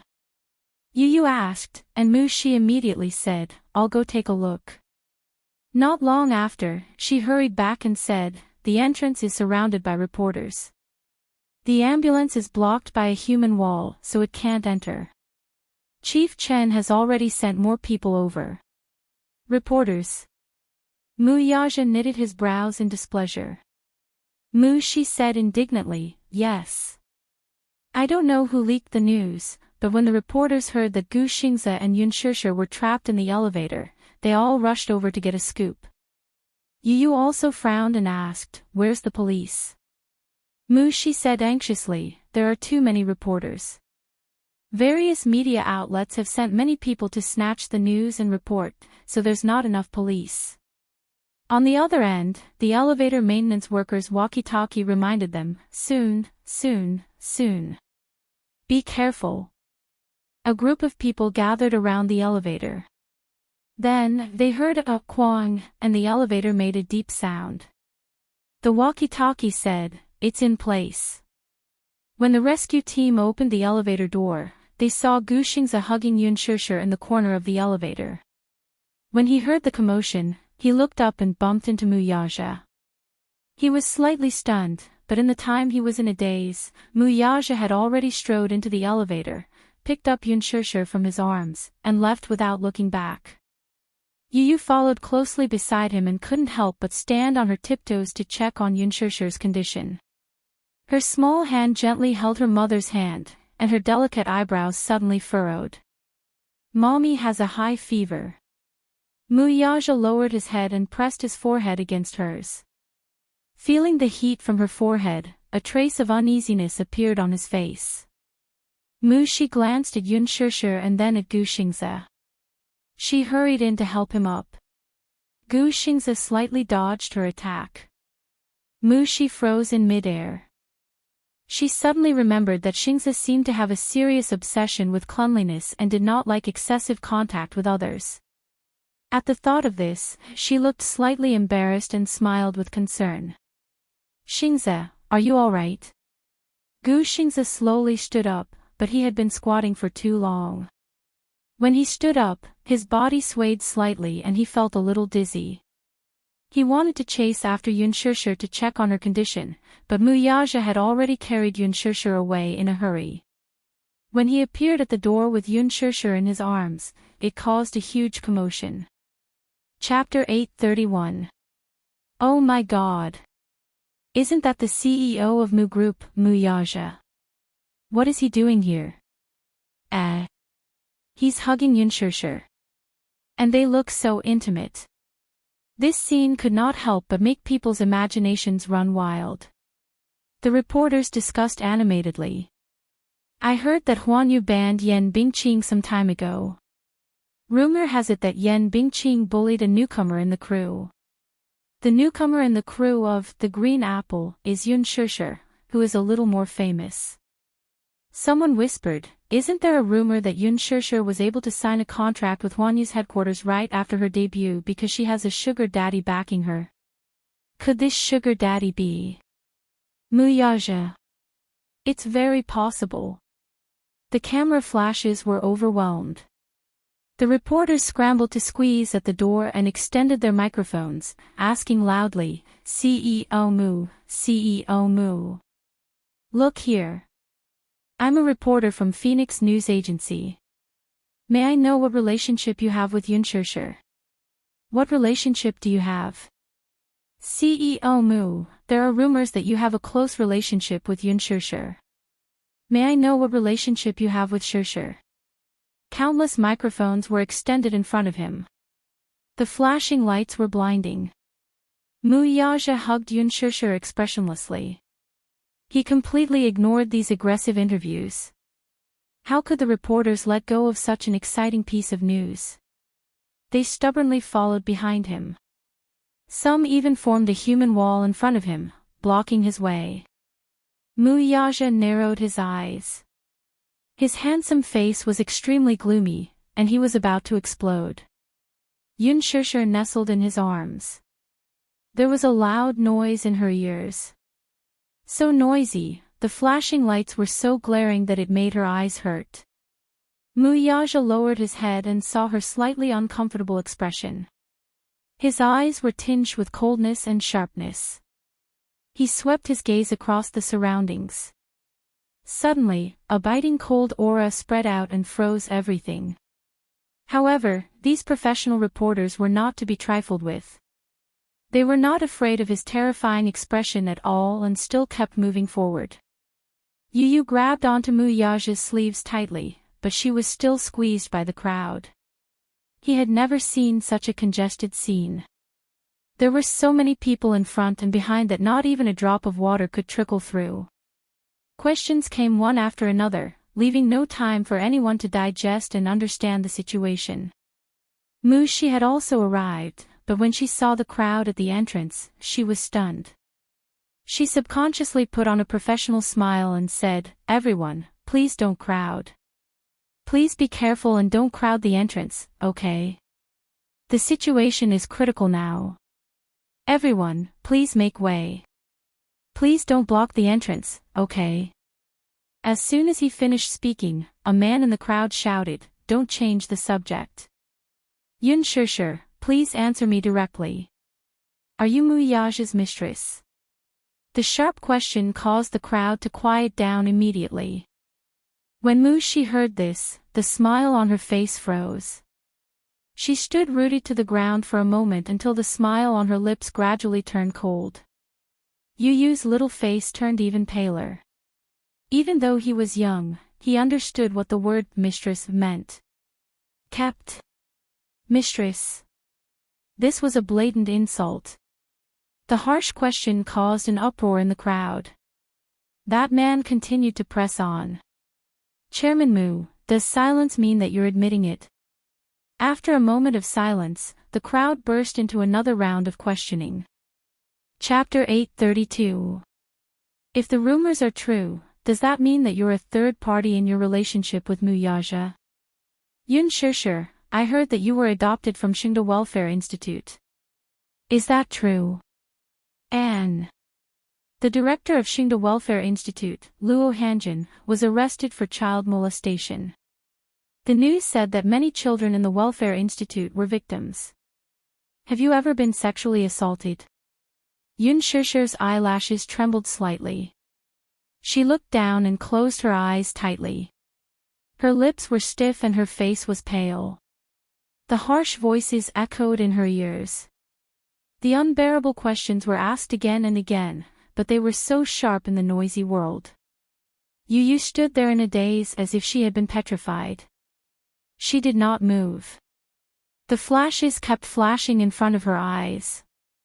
Gradually, her vision went blank. Mommy is not a third party.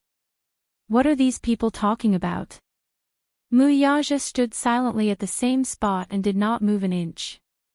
His cold gaze swept across the crowd as his fists clenched tightly. Seeing that he had stopped in his tracks, the reporters swarmed forward and put their microphones to his mouth. "Daddy." Yu opened her mouth, but no sound came out. Her weak voice was instantly drowned out by the reporters' questions. Muyaja suddenly reached out and held her little hand tightly. Yu felt the warmth from his palm and felt inexplicably calm. Soon, 3 to 5 police cars rushed over. Chief Chen led the team to maintain order at the scene. The medical staff of the ambulance also rushed over. However, the reporters were blocked at the entrance like a wall and could not break through the crowd. Gu Xingze walked to the door and saw the scene in front of him. His face froze. He looked at the crowd at the entrance expressionlessly and narrowed his eyes. Seeing that Gu Xingze had also appeared, the reporters went crazy. The reporters rushed forward and the flashes became more intense. The sound of the film rolling could be heard continuously. "Xingze, Xingze. Look over here. Please share your views on Yunshishir, Xingze. Look here, I'm a reporter from Starlight Daily."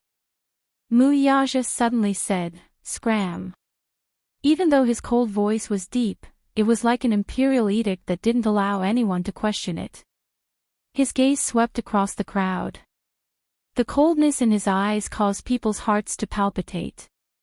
Some of the reporters who were close to him could not help but take a few steps back because of the murderous aura emanating from his body. Muyaja lifted his foot and was about to walk towards the ambulance when the reporter who had asked the sharp question earlier did not fear the cold aura he exuded. He squeezed to the front with no regard for his own safety and blocked his path with his camera. He extended his microphone. "Chairman Mu, you haven't answered my question yet." Muyaja suddenly stopped and glanced at him dangerously from the corner of his eyes. His lips curled into a cold and mocking smile. When the reporter saw that he had stopped, he quickly moved the microphone closer and asked a series of questions. "Please give a direct answer. May I ask if Yunshishir is your mistress?" Before he could finish his sentence, Muyaja kicked the reporter away expressionlessly. The latter was caught off guard and stumbled a few steps back before falling to the ground. The crowd was in an uproar. Muyaja hit someone. Chapter 833. The flashing lights instantly drowned them out. A reporter from a famous entertainment newspaper squeezed in front of them, raised his Canon-like DSLR, and started taking pictures of them. Muyaja turned his face dangerously. With a frown, he punched the camera lens and smashed it into pieces. He looked up expressionlessly. His aura was as cold as ice as he said coldly, "Shut up." The atmosphere quieted down. An eerie silence. Everyone froze on the spot. Time seemed to have stopped.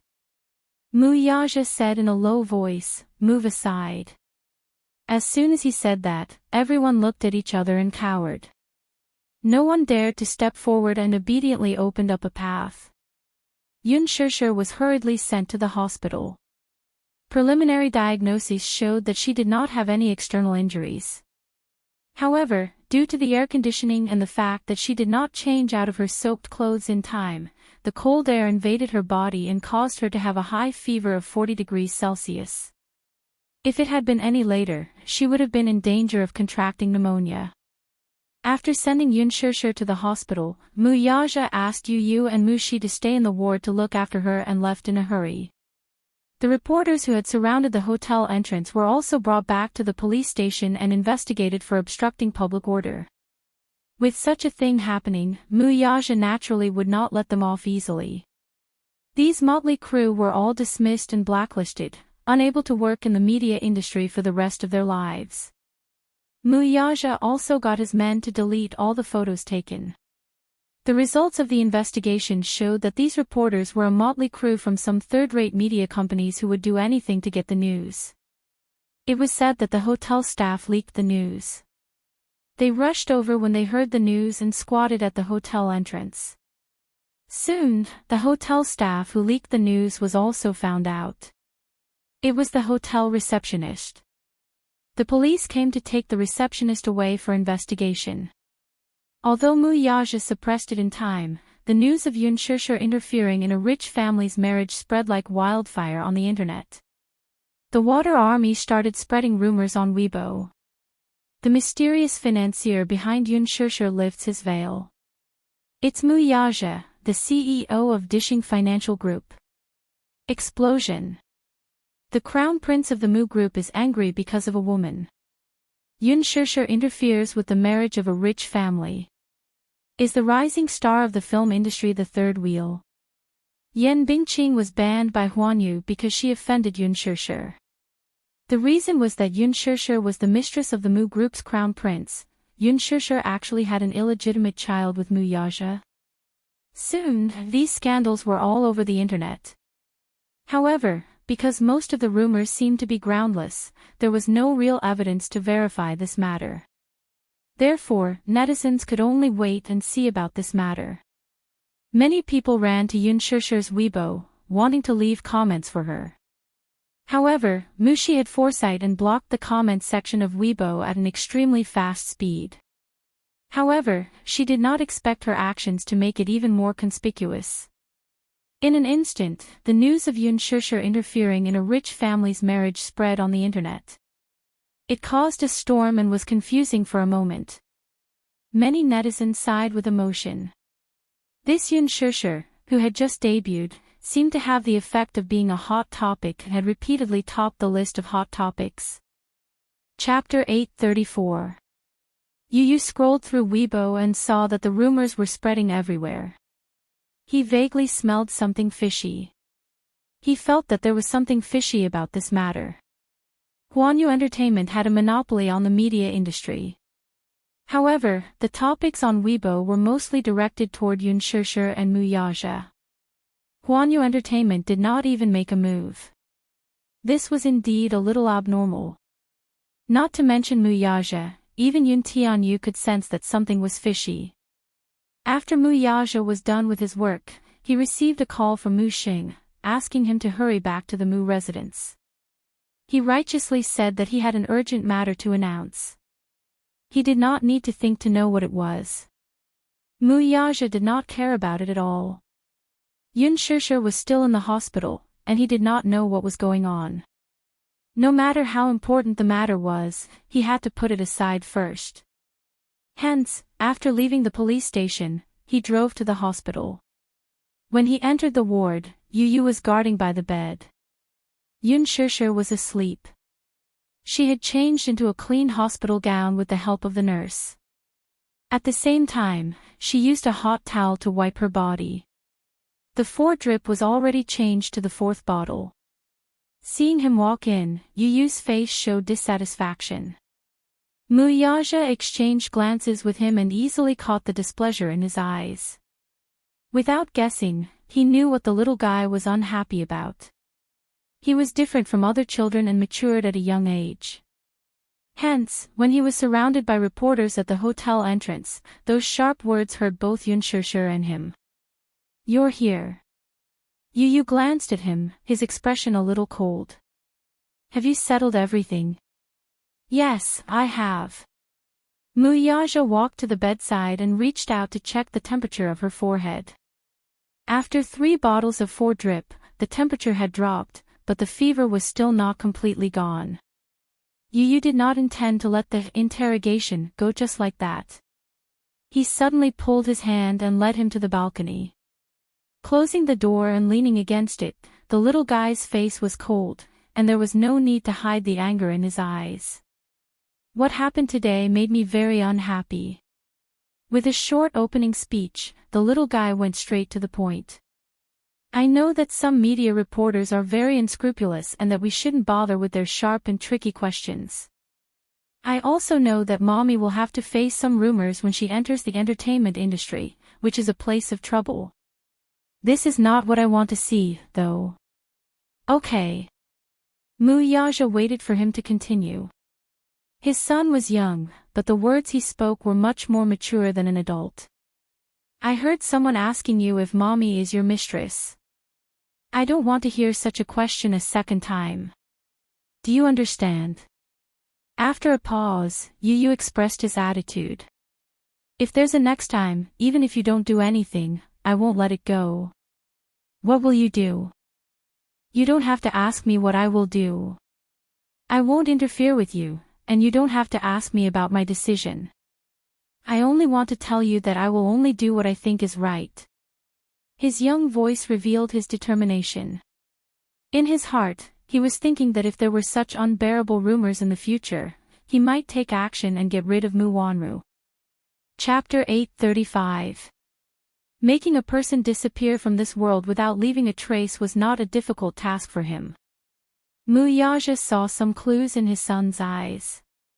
It seemed that his son had some tricks up his sleeve. However, as a father, he naturally didn't want his son's hands to be stained with those unclean things.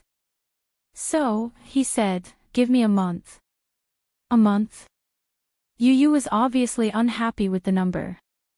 He shook his finger and said, "I'll only give you half a month." Muyaja thought for a moment and said, "Okay." Yu said, "Daddy, don't let me down. After all, you're my daddy. You're an excellent man. Don't let my mommy get hurt again." Muyaja reached out and rubbed his son's hair. Then, he heard the little boy say seriously, "I know why you haven't done anything yet." "What do you mean?" "You've seen through Muwanru's identity long ago. I know why you haven't done anything about it yet." "Oh." Muyaja was surprised. He squatted down and looked into his son's eyes. "Tell me, what's the reason?" "You're waiting for the right time." Yu pointed out briefly, Muwanru is so weak that she can't even withstand a single blow. She must have some power behind her since she could stay in the Mu family for so long. You haven't done anything yet because you want to lure the snake out of its hole. Isn't that right? Muyaja's face froze. He said, "The Mu family is a big family. Many people in the family are eyeing the position of the successor.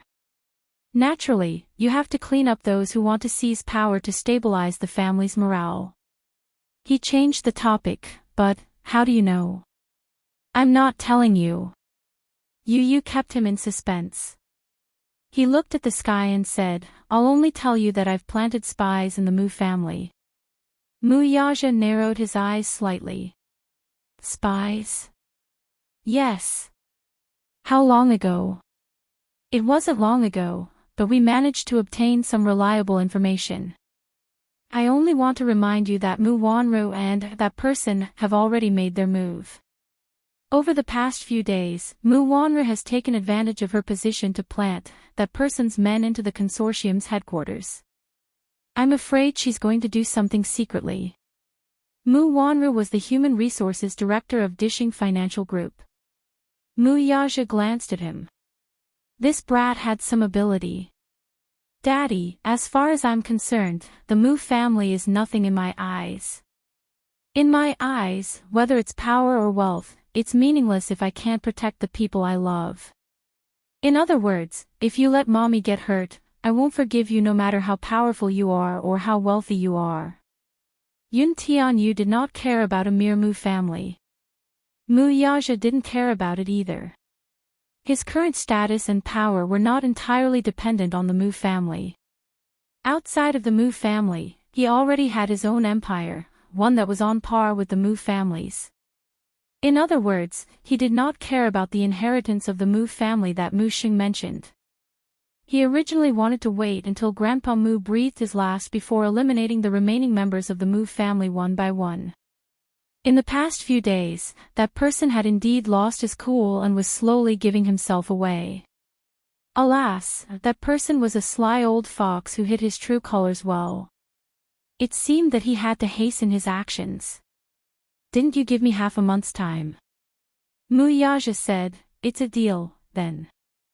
Chapter 836. Muyaja narrowed his eyes. His admiration for his son grew. It was as if the student had surpassed the master. This son of his would definitely be very capable in the future. He was so young, yet his mind was so complicated. He even knew how to play the tricks of a big family. In fact, this feeling was very unpleasant. His son seemed to know everything about him, but he couldn't figure out what kind of power was behind his precious son. Stay at the hospital and accompany mommy. I'm going back to the Mu residence. Muyaja gave a few more instructions before leaving in a hurry. On the way back, he received a call from his grandfather, urging him to go home. He said that he had something important to announce. The important matter he was talking about was probably his engagement with Mu Wanru. These few days, the Muse had received news that Mu Xing's health was deteriorating, and his situation was getting worse. It was as if he knew that he did not have much time left and was about to die. He started to worry about his marriage with Mu Wanru and started to make arrangements for it. It was said that Grandpa Mu planned to hold the wedding within this month as soon as possible. He did not return to the Mu residence these few days, and Xiao Yichen was arranged to stay in the condominium beside Dishing Financial Group. When he returned to the Mu residence, Mu Xing saw him without batting an eyelid. Mu Wanru, on the other hand, was beside Mu Xing. She kept her head down and secretly observed his expression from time to time. Muyaja glanced at her and happened to catch her secretly looking at him. His gaze was cold and deep. It was as sharp as a sword covered in snow, and it made her panic. She felt that no matter what she did, she could not escape his eyes. When Muyaja sat down, Grandpa Mu did not make any small talk. Instead, he went straight to the point. When do you plan to set the wedding date? His question left no room for negotiation. Before Muyaja could say anything, Grandpa Mu said unhappily, Wanru is pregnant. Don't delay the wedding any longer. When the dust settles on your wedding date, Grandpa's heart will also be at ease. Ja, I don't care what you do outside, but you're not young anymore. It's time to settle down and start a family. Grandpa's only wish now is to see you marry Wanru. Only then can Wanru truly be considered a member of the Mu family. If Grandpa's body allows it, I'd like to see your child being born again. You've never disobeyed your grandfather. Grandfather's body may not be able to hold on for much longer. Stop fooling around. At least, fulfill grandfather's last wish. His words were sincere. For him, Mu Wanru was only a member of the Mu family when she married into the family. He wholeheartedly wanted to give Mu Wanru a proper status as the young mistress of the Mu family. Mu Yaja looked up, his expression as cold as ice. Seeing his cold expression, Mu Xing suddenly added, if you really like that woman, it's not impossible. You can marry her as a concubine, too. That woman is called Yunshishir. Mu Xing's eyes narrowed slightly. She should be a woman with some tricks up her sleeve. That was what he thought. After all, Mu Yaja had never had a woman by his side all these years. This lad seemed to be very cold when it came to women. However, Yunshishir was the first woman by his side. Chapter 837. This Yunshishir was definitely not simple. Mu Wanru, who was standing at the side, looked surprised. Mu Xing actually relented and allowed Yunshishir to marry into the family as a concubine. She found it hard to believe. However, in fact, in the Mu family, only the head of the Mu family had such a privilege. Take Mu Xing, for example. Other than his first wife, there were also his second and third wives. Although the three women were constantly fighting under the same roof, they appeared to be very harmonious on the surface. Other than that, Mu Xing also had a few concubines outside.